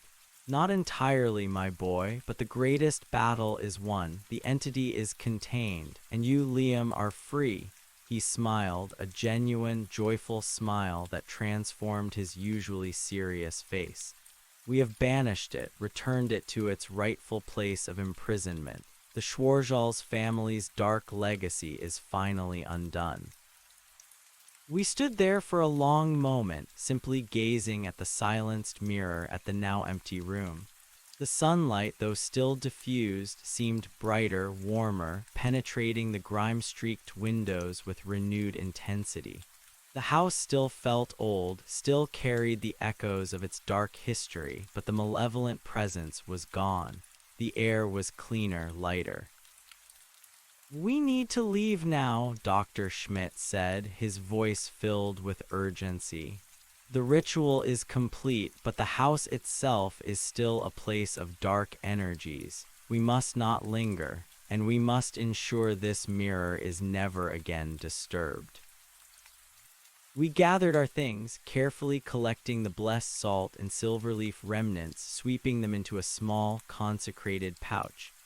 As we walked out of the drawing room, the oppressive weight in the house was gone. The silence was no longer suffocating, but peaceful, almost reverent. The thump was gone. The metallic sweet scent was gone. The ghosts of past terrors seemed to have receded, their power broken. We made our way back through the main hall, past the grand staircase, and into the foyer. The path was still dark, but the overwhelming sense of dread was absent. The shadows no longer seemed to writhe with unseen life. As we reached the heavy oak front door, Dr. Schmidt retrieved the old padlock. He looked at it, then at me. "This house is now a tomb, Liam, for its past and for the entity within its walls. It must remain sealed, forever." He reattached the padlock to the door, his movements deliberate and firm. With a final, decisive snap, the lock clicked shut. The sound echoed through the now silent house, a definitive end to its reign of terror. We walked back down the gravel path, the midday sun warm on our faces. The air outside felt impossibly fresh, clean, invigorating. I took a deep, shuddering breath, filling my lungs with the scent of pine and damp earth, a stark contrast to the cloying lilies that had haunted me for weeks. "What happens now?" I asked, looking back at the dark, imposing manor which now seemed less menacing, more like a forgotten ruin. Dr. Schmidt adjusted his spectacles, a thoughtful expression on his face. Now, Liam, we document everything. We publish our findings. This journal, your experiences, our successful binding ritual. This is a profound discovery in the realm of parahistory, if you will.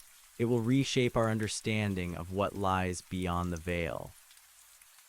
He paused, then added, and for you, my boy, now comes the healing, the restoration. You have endured a harrowing ordeal. You need time to recover, to process, and to re-engage with the world, knowing you have faced an ancient evil and emerged victorious. The drive back to the city was quiet, but it was a comfortable silence, filled with the shared understanding of a monumental accomplishment. My body ached, my mind was exhausted, but my spirit felt lighter than it had in weeks. The subtle whispers, the feeling of being watched, the cold spots, they were truly gone. The malevolent presence had been banished. When we arrived back at Dr. Schmidt's office, he insisted on making us both a strong pot of tea. As we sat across from each other, mugs steaming between us, he looked at me with a rare, gentle expression. "You were incredibly brave, Liam," he said, his voice soft. "Many would have succumbed. Many did succumb if the journal is to be believed. But you fought, you persevered, you held the line." I nodded, unable to speak, the emotions welling up in my chest. Relief, gratitude, a profound sense of closure. "The journal, of course," Dr. Schmidt continued, gesturing to the heavy tome on his desk, now a relic of a dark past rather than an active threat.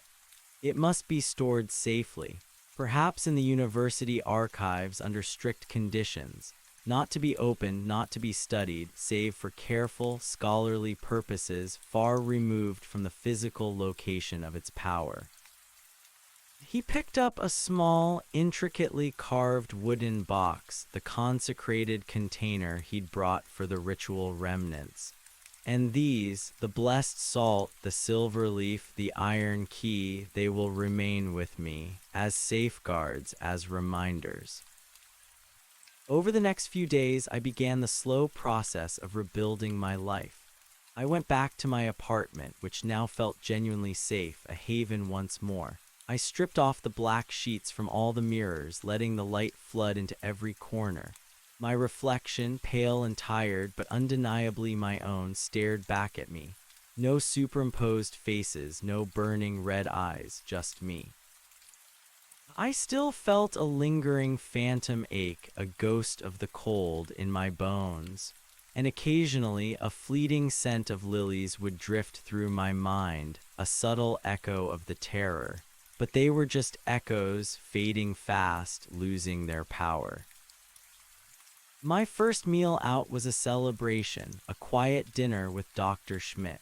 We talked for hours, not about the horror we had faced, but about future possibilities, about the strange and wondrous corners of history and folklore that still remained unexplored. He spoke of the paper he would write, the presentation he would give, the academic stir our findings would create. "It will be a challenge, of course," he admitted, swirling his wine, "to convince the skeptics, but we have the journal, we have your testimony, and we have the sheer, undeniable reality of what we experienced." I knew he was right. The world might not believe us, but we knew the truth. We had faced the darkness and pushed it back. I started taking photographs again, finding solace and joy in capturing the ordinary beauty of the world. Cityscapes bathed in golden light, faces filled with laughter, the quiet dignity of old buildings. My passion for photography, which had been overshadowed by the terror, now burned brighter than ever, imbued with a new appreciation for life, for light, for presence. Dr. Schmidt became a mentor, a friend. He guided me through the initial phases of recovery, helping me process the trauma, encouraging me to write down my experiences from a clear, objective perspective. He insisted that detailing the encounter, now that the threat was neutralized, was crucial for my own healing and for the veracity of our eventual report. We began working on a joint paper, a meticulous account of my investigation, the journal's translation, and the successful binding ritual. It was a painstaking process, but also therapeutic, allowing me to confront the memories from a place of strength, to dissect the fear, to understand the patterns of the entity's predation. My nightmares still lingered for a while, but they grew less frequent, less vivid, eventually fading into mere unsettling dreams rather than full-blown terrors. The image of the Grand Spiegel, now a sealed tomb, replaced the terrifying visions of the entity's malevolent face. Life began to settle into a new rhythm, a new normal. I was no longer just Liam, the photographer. I was Liam, the man who had faced a mirror spirit, who had walked into the lair of an ancient evil and had returned. But even with the entity contained, the house sealed, and my own mind at peace, a new question began to form, a nagging thought at the back of my mind. The ritual had sealed the Grand Spiegel, the primary mirror. But what about the other mirrors in the house? The smaller ones, the attic mirror, the vanity mirrors in the bedrooms. The journal spoke of the entity's influence spreading, of it appearing in every reflective surface. Dr. Schmidt had been clear. The Grand Spiegel was the nexus, the primary gateway. But if the entity had collected souls within its domain, did those other mirrors also hold fragments of its influence or echoes of its victims? Was the binding truly absolute or merely a containment of its primary form? I brought this up to Dr. Schmidt one afternoon during a working lunch at the university cafeteria. He paused, his fork halfway to his mouth, a thoughtful frown creasing his brow. "An excellent question, Liam," he mused. "The ritual was designed to seal the primary mirror, the Grand Spiegel, which the Schwarzals family created as the nexus of their Spiegelmagie. The texts implied that by sealing the primary conduit, you effectively sever the entity's connection to all its lesser reflections, trapping its essence within the main vessel." "But implied isn't the same as stated," I countered, a flicker of my old investigative caution returning. "What if fragments remain? What if there are echoes?" He sighed, a slight furrow to his brow. "It is a possibility we considered, but deemed a secondary concern, given the immediacy of your own potential possession. If residual energies exist, they would be significantly weakened, dormant. Without the central nexus, their power would dissipate over time." "But if someone were to disturb one of those other mirrors," I pressed, "or if the house itself were disturbed?" Dr. Schmidt leaned back, rubbing his chin. "Hypothetically, yes, a residual echo could be stirred. But the full entity, Helga Schwarzals, is bound. It cannot cross through other mirrors without its primary gateway. At best, it would be a faint, residual haunting, a memory of its former power, not a living threat." His words were reassuring, but a seed of doubt had been planted. The image of the attic mirror, cleaned and ready, with the wilting lily beside it, came back to me. It had been clearly prepared, a secondary point of entry or influence. I decided not to dwell on it. We had done what we set out to do. The immediate threat was gone. I was free. The house was sealed. That had to be enough. Weeks turned into months. The joint paper was eventually published in an obscure academic journal, receiving a mix of intrigued curiosity and outright skepticism from the scholarly community. Dr. Schmidt embraced the controversy with his characteristic academic zeal, engaging in lively debates, defending our findings with passion and rigorous detail. I, on the other hand, preferred to remain mostly in the background, offering my testimony when necessary, but otherwise retreating from the spotlight. My photography thrived. I found myself drawn to places of intense light and vibrant life, as if subconsciously seeking to counterbalance the darkness I had endured. I even got a new commission, a large-scale project documenting historical architecture in the city, which took me to forgotten corners, old buildings, and dusty archives. One afternoon during this new project, I found myself in the basement archives of an old city library. The air was thick with the scent of aging paper and dust. I was meticulously cataloging old blueprints and architectural plans when something caught my eye. A faded, sepia-toned photograph tucked away in a folder of miscellaneous documents related to early city planning. It was a photograph of a house, not just any house, Blackwood Manor, but it was different, newer. The garden was meticulously maintained, the windows gleamed, and a family stood proudly on the front lawn. A man, a woman, and a young girl, no older than 10 or 12. The woman in the photograph had a strong, aristocratic face, her dark hair pulled back in a severe bun.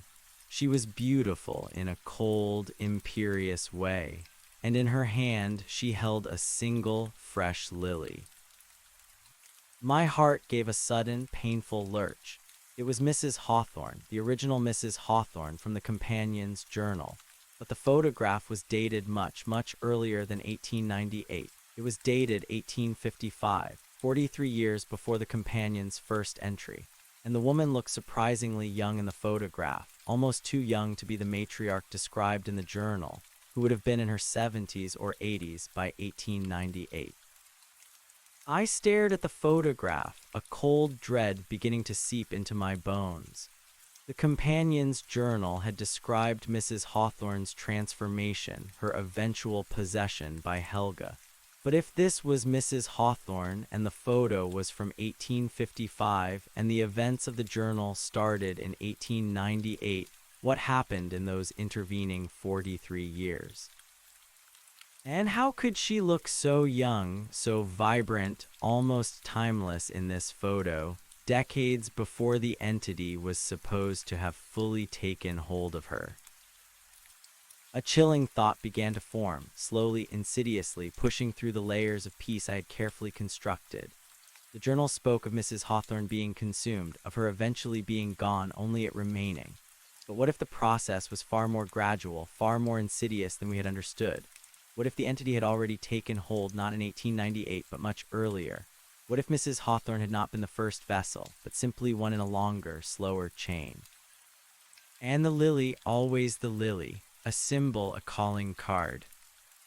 My eyes drifted to the background of the photograph. Visible through a large, arching window was a faint reflection of the interior of the house, a drawing room, and a large, ornate mirror, the grand spiegel. Even in the faded, grainy photograph, I could almost feel its presence, its ancient power. A cold spot appeared in the archive, localized and unnatural, just behind me. I shivered despite the stuffy warmth of the room.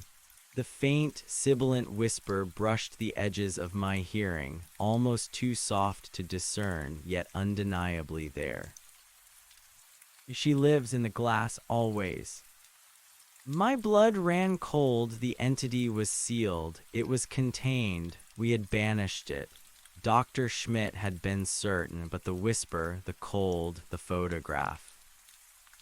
What if the binding wasn't as complete as we thought? What if the entity had found a way to project itself, to exert a subtle, lingering influence, even from its? My breath hitched, catching in my throat. The photograph felt impossibly cold in my hands, despite the stuffy warmth of the archives. The faint, sibilant whisper, barely audible, slithered into my mind like a snake coiling around my thoughts. She lives in the glass always. The cold spot behind me intensified, pressing against my back, a solid wall of ice in the stale air. It was unmistakable. It was real. My meticulously constructed piece shattered in an instant, replaced by a raw, primal terror that threatened to overwhelm me. The entity wasn't gone. It wasn't sealed. It was still here, still reaching. My hands trembled so violently that the photograph almost slipped from my grasp. I spun around, flashlight beam darting into the dusty shelves, into the dark corners of the archive. Nothing, just stacks of forgotten history, rows of silent, unseen documents. But the cold lingered, an invisible predator, and the whisper, though faded, left an undeniable imprint on my mind. No, I breathed the word, a desperate plea. It's impossible, we sealed it. But the photograph mocked my certainty. 1855, a young Mrs. Hawthorne holding a lily decades before her supposed possession. It wasn't an echo, a mere residual haunting. This felt like a deliberate taunt, a carefully placed clue meant to unravel everything I thought I knew.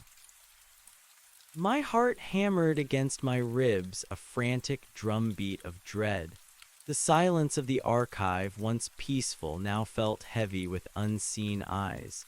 I snatched up my phone, my fingers fumbling as I dialed Dr. Schmidt's number. It rang several times, each ring a nerve-wracking eternity before his calm, familiar voice answered. "Liam, is everything all right? You sound distraught." "Dr. Schmidt," I gasped, my voice thin and reedy. "It's not over. It's not gone. I found something, a photograph." I tried to articulate the details, the date, the image of Mrs. Hawthorne, the lily, the whisper, the cold. My words tumbled out in a frantic, incoherent rush. He listened patiently, his silence punctuated by an occasional thoughtful hum. When I finally finished, breathless and shaking, there was a long pause on his end. "Liam," he said, his voice grave, "I understand your alarm. However, the binding ritual was absolute. The grand spigel is sealed. The primary nexus of its power is inert. What you describe sounds like a traumatic memory, perhaps triggered by finding a distressing image connected to your ordeal." "No," I insisted, clutching the photograph like a lifeline. "It was real. The whisper, the cold, and the photograph, it contradicts everything we learned from the journal. Mrs. Hawthorne, she's in this picture from 1855. But the journal only speaks of her possession beginning in 1898. How is that possible? She looks young, ageless." Another pause, longer this time. 1855, he finally repeated, a new note of concern in his voice.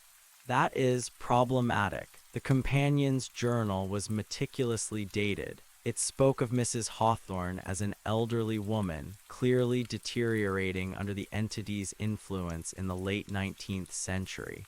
If this is the same individual." "It has to be," I said, looking at the aristocratic features, the severe bun. The cold, imperious beauty was undeniable. "It's her.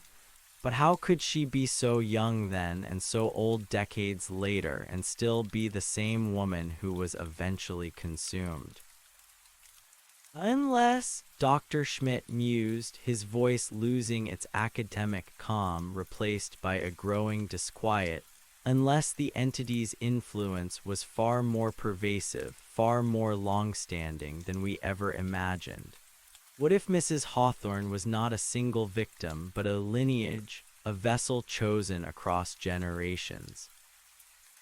Or more disturbingly, what if her transformation was not a sudden event, but a slow, continuous process stretching across decades, allowing her to retain her physical form beyond normal human limitations. My blood ran cold again. You mean she was already a part of it, even in 1855? It would explain the discrepancy, he conceded, the doubt now palpable in his tone. And it would imply that the entity had far deeper roots in Blackwood Manor, and perhaps in the Schwarzals family's history than even their own texts suggested. A far more cunning, ancient intelligence. And the whisper, I added, my voice tight, she lives in the glass always. It felt like her voice, not just the entity. Dr. Schmidt was silent for a long moment, the gears of his brilliant mind clearly turning. Liam, he finally said, his voice sharp with renewed urgency, you need to bring that photograph to me immediately. Do not linger in the archives. Do not look in any more mirrors. Just come straight to my office. I didn't need to be told twice. I carefully placed the photograph back in its folder, noting its exact location, then gathered my things with frantic haste. The cold spot seemed to retreat as I moved, but the feeling of being watched, of being marked, clung to me like a shroud. I glanced nervously at a small, dusty mirror propped against a shelf in a dark corner of the archive. My reflection stared back, pale and anxious, but there was no flicker of red, no superimposed face. Still, I averted my gaze quickly. I practically ran out of the library, the fresh air of the city street a welcome, if temporary, balm. The journey to Dr. Schmidt's office was a blur of heightened senses, every shadow seeming to lengthen, every reflection in shop windows holding a fleeting, terrifying promise. I gripped the iron key in my pocket, its weight a familiar comfort, but its power now felt insufficient against this new, insidious revelation. When I arrived, Dr. Schmidt was pacing his office, his brow furrowed in deep thought. I handed him the photograph. He took it, his eyes immediately drawn to the date, then to the face of Mrs. Hawthorne. Remarkable, he murmured, his fingers tracing the faint lines of the sepia-toned image.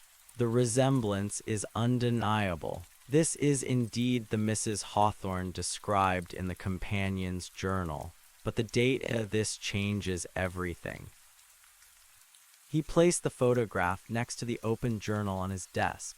If Mrs. Hawthorne was already entangled with the entity in 1855, it means the period from 1855 to 1898, the span of 43 years, must hold crucial answers. The companion arrived much later, seeing only the culmination of her transformation. He believed she was merely a new vessel, but if she was already connected for decades.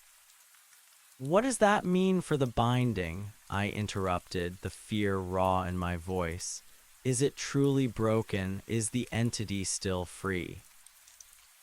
Dr. Schmidt stroked his chin, his gaze fixed on the journal. The binding ritual was specifically designed to seal the primary entity, Helga Schwarzals, within the Grand Spiegel, and based on our observations, the terror in the house, the physical manifestations, they ceased. You yourself felt free. That suggests the core entity is contained. But the whisper, Dr. Schmidt, the cold, it was specific. She lives in the glass, not it lives, she lives.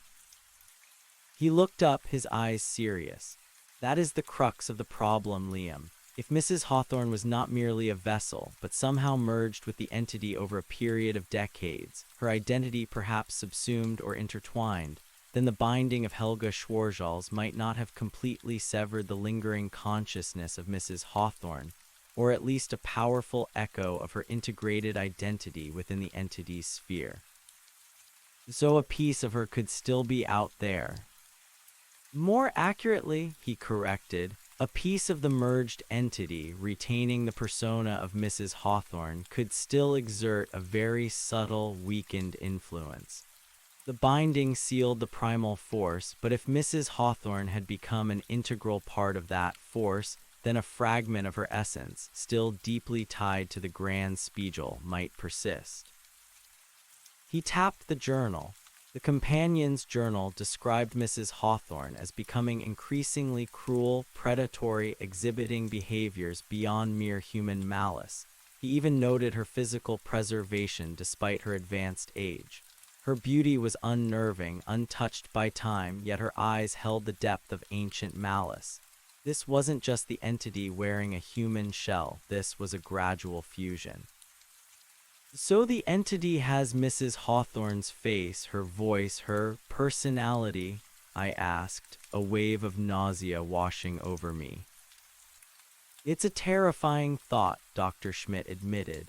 Imagine a parasitic consciousness, slowly, methodically, not just possessing but absorbing its host, taking on their traits, their memories, their persona over decades. By the time the companion wrote his entries, Mrs. Hawthorne might have been a fully integrated aspect of Helga Schwarzals, a sophisticated mask worn over an ancient evil. And that mask, that persona, still has a subtle pull, I concluded, the pieces falling into place with a horrifying clarity. Especially if it had prepared other points of entry like the attic mirror or left other anchors. The wilting lily there, the journal itself. Precisely, Dr. Schmidt said, his voice grim. The journal itself is a powerful anchor, a record of its triumphs. We sealed it with the primary anchors, but we still have the physical journal here.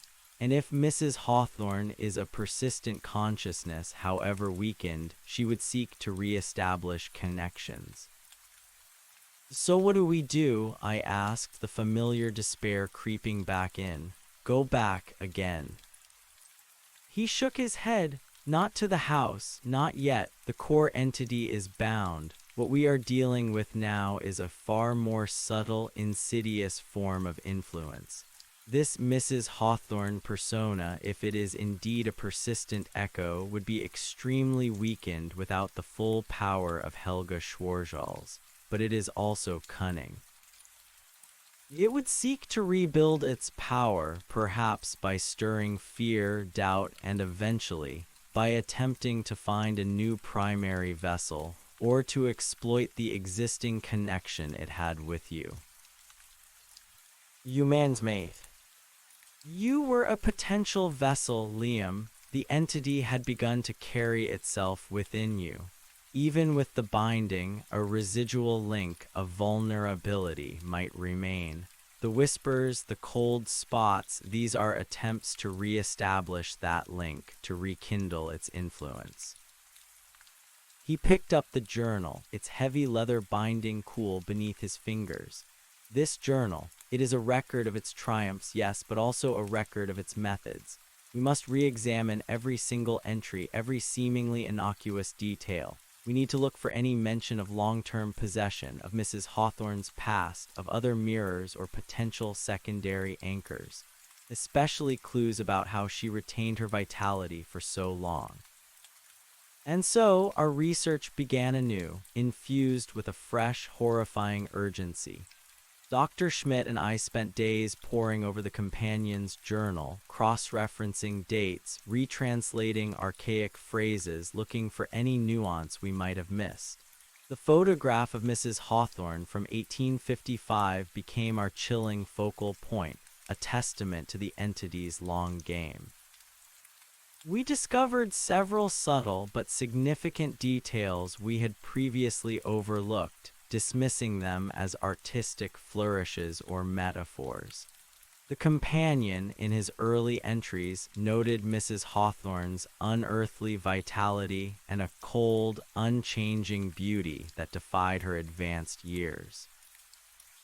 He spoke of her peculiar habits, such as spending hours gazing into the grand spiegel, or insisting on having all other mirrors in the house cleaned and polished to a brilliant sheen, even those in disused rooms like the attic. One entry in particular sent a shiver down my spine. She speaks to herself in the glass, not to her reflection, but to something unseen within its depths. And sometimes her reflection smiles a different smile than her own, a smile of ancient hunger. She whispers of long connections, of many reflections, and of the unfolding of time. Unfolding of time, Dr. Schmidt repeated, his voice hushed. That's it, Liam, that's the key. The entity isn't merely possessing Mrs. Hawthorne, it's sustaining her, using her as a continuous vessel, prolonging her life, likely drawing on the souls it consumes to maintain her physical form while simultaneously integrating her consciousness into its own. This isn't a quick possession, it's a symbiotic, parasitic relationship that allowed it to operate through her for decades. So she became less of a person and more of a living extension of the entity, I clarified, the horror of it sinking in. Exactly, he confirmed. By the time the companion arrived, Mrs. Hawthorne was likely a highly sophisticated manifestation of Helga Schwarzals, a persona crafted and maintained over 50 years. This explains her deep connection to the Grand Spiegel, her almost proprietary control over the house, and her resistance to any attempts at banishment. She was the entity's public face. And when we performed the binding, I continued, we sealed the primal essence, Helga Schwarzals. But the Mrs. Hawthorne persona, the mask, as you called it, had been so deeply integrated, so sustained, that a fragment of it, a powerful echo, might still persist, particularly if it was tied to secondary anchors or reflections. Precisely, Dr. Schmidt said, nodding slowly. The attic mirror, the clean mirror with the wilting lily, it wasn't just a random reflection. It was a secondary point of focus, perhaps even a smaller, prepared conduit that she or the entity through her could use to project a limited influence. And the journal itself, I added, looking at the heavy book. It contains the story of her triumphs, her persona. It's not just a record, it's a spiritual anchor to her narrative. We now had a new enemy, or rather, a new understanding of the existing enemy, a weakened but cunning residual consciousness of the merged entity, primarily manifesting as the Mrs. Hawthorne persona, still seeking to reassert itself. We cannot return to the house yet, Dr. Schmidt stated, not until we understand how to sever this residual link.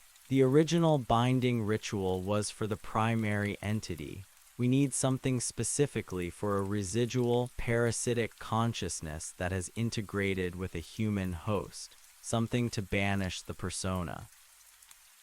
He delved back into his obscure texts, now focusing on rituals of diffusion or spiritual cleansing, looking for any mention of severing such a deep, integrated connection.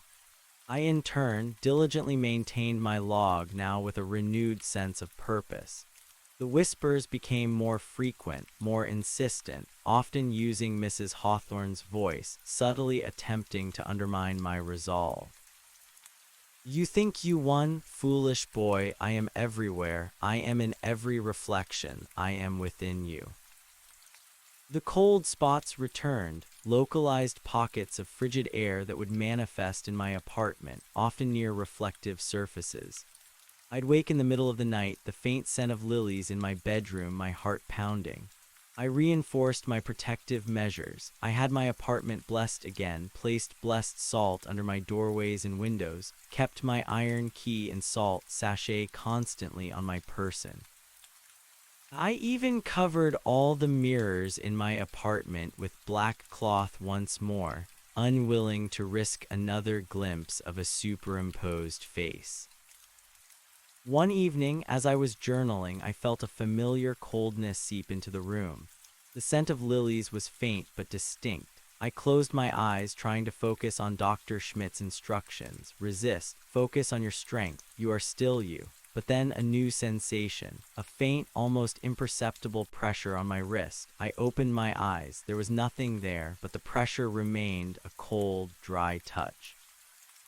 I looked down at my hand. My skin, where the pressure was, seemed to ripple, a subtle distortion in the light. And then, for a split second, I saw it, a faint, almost translucent outline of a long, elegant hand superimposed over my own. It was pale, ancient, and undeniably female, Mrs. Hawthorne's hand. I screamed, snatching my hand back, shaking it violently. The sensation vanished, but the image was seared into my mind. It was trying to touch me, to re-establish a physical link. I called Dr. Schmidt, my voice trembling. He listened, his tone growing increasingly alarmed. This is a significant escalation, Liam. It's attempting to bridge the gap, to solidify its ethereal form, to make physical contact. It feeds on your fear, on your trauma. You must fight it mentally, rigorously. Focus on the warmth, on the light. Do not let its cold touch take hold. He doubled down on his research, working late into the night. Weeks passed, filled with a constant, draining battle against the encroaching influence. My dreams were a battlefield, Mrs. Hawthorne's gaunt, beautiful face a constant presence, sometimes smiling, sometimes weeping, sometimes screaming in fury. Then Dr. Schmidt found something. A series of cryptic notes in the margins of a Schwarzschild's family grimoire, hinting at an even older, more fundamental aspect of their mirror magic. The concept of a memory seal. This isn't about banishment, Liam, Dr. Schmidt explained, his voice hushed with excitement and dread. This is about memory. If the Mrs. Hawthorne persona is a deeply integrated echo, sustained by the entity's long influence, then its power is tied to its memories and the memories of its victims. The Schwarzschild's family understood that memory could be both a weapon and a vulnerability. He pointed to the translated text. The memory seal is a ritual not to destroy the entity, but to sever its access to its own history, its own accumulated knowledge, and its connection to the memories of its absorbed hosts. Without those memories, the persona would dissipate, its cunning eroded, its hold on reality weakened to the point of irrelevance. It would be like erasing its identity, dissolving the Mrs. Hawthorne mask. How does it work? I asked, a spark of hope igniting within me. It's a ritual that uses focused intention, specific incantations, and a rare blend of herbs and minerals to create a memory fog within the primary conduit, the Grand Spiegel. The target of the ritual, in this case, the Mrs. Hawthorne persona, would effectively lose its continuity, its self-awareness, reducing it to a dormant, unthinking presence. It would still exist, but without the intelligence or will to act. The ingredients were even more obscure than the first ritual. Powdered forget-me-nots, a potent herb for memory, both for retaining and suppressing, moonstone dust linked to intuition and the subconscious, blessed water from a specific spring, and a personal item belonging to someone who had defied the entity's influence. A personal item that defied it, I repeated. What would that be? Dr. Schmidt smiled faintly. You, Liam, you defied it, you fought it. Your strength of will was its undoing. Something deeply personal to you, imbued with your own defiance, would be the perfect counter-anchor. My iron key, I said, pulling it from my pocket. It had been with me through everything. Perfect, he confirmed. A symbol of your resistance. The ritual, however, must again be performed at Blackwood Manor, directly in front of the Grand Spiegel, and it requires a specific astrological alignment, a lunar eclipse. A time when the moon, the celestial body most associated with memory, dreams, and the subconscious, is obscured. This would create a window of profound vulnerability for an entity whose power is tied to the shadowy realms of inner thought and absorbed memory. A lunar eclipse was due in 2 weeks. This was our window. The next fortnight was a blur of frantic preparation. Dr. Schmidt sourced the forget-me-nots and moonstone dust through his secretive network of contacts. He meticulously charted the lunar eclipse, calculating the precise window of opportunity. He taught me the new incantations, a series of softer, more introspective German phrases, focusing on severance and oblivion rather than binding and imprisonment. The entity's influence, as if sensing our renewed efforts, intensified. The whispers grew louder, more personal, twisting my own memories against me. Do you remember the cold, the fear? You will always carry a part of me, Liam. You cannot escape your past. The phantom touch of Mrs. Hawthorne's hand became more frequent, a cold caress on my arm, my neck, my face. I sometimes felt a faint, nauseating scent of lilies even when I was far from any actual flowers. I fought back with everything I had. I recited the new incantations, visualizing the Mrs. Hawthorne persona fading, dissolving into nothingness. I focused on my own memories, my own identity, reinforcing the boundaries of myself against its insidious invasion. I held my iron key, its cold weight a constant reminder of my defiance. Dr. Schmidt noticed my struggle. It's fighting for its very identity, Liam, he observed, his voice heavy. This is a dangerous time, but your resistance is proving the ritual's potential. Keep fighting. The night of the lunar eclipse arrived, cloaked in an ominous stillness. The city hummed with an unusual quietude, as if holding its breath. Dr. Schmidt arrived at my apartment, his face etched with fatigue but his eyes burning with resolve. He carried his backpack, now lighter but containing the potent ingredients for the memory seal. "Are you ready?" he asked, his voice low. I nodded, clutching my iron key. My body ached with tension, but a grim determination had solidified within me. Ready. The drive upstate was eerily silent. The moon, usually a bright beacon, was already partially obscured, a reddish shadow creeping across its face. As we neared Blackwood Manor, the air grew noticeably colder, even colder than before, a raw, piercing chill that seeped into my bones. The oppressive silence of the countryside felt heavy, expectant. We parked the car and approached the manor on foot. The padlock on the front door was still securely in place, a testament to our previous success. But the overwhelming sense of peace from our last visit was gone. It was replaced by an almost palpable dread, a feeling of being watched by something unseen, something ancient and deeply displeased.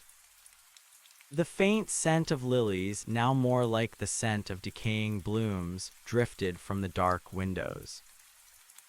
Dr. Schmidt, ever prepared, produced a new set of lock-picking tools. He worked quickly, his movements precise in the dim, eclipsed moonlight. The click of the tumblers was swallowed by the silence.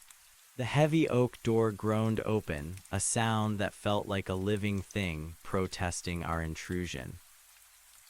This time there was no blast of frigid air, no sudden gust of wind. Instead, an insidious cold, a slow, creeping chill, seeped from within the house, wrapping around us like a shroud.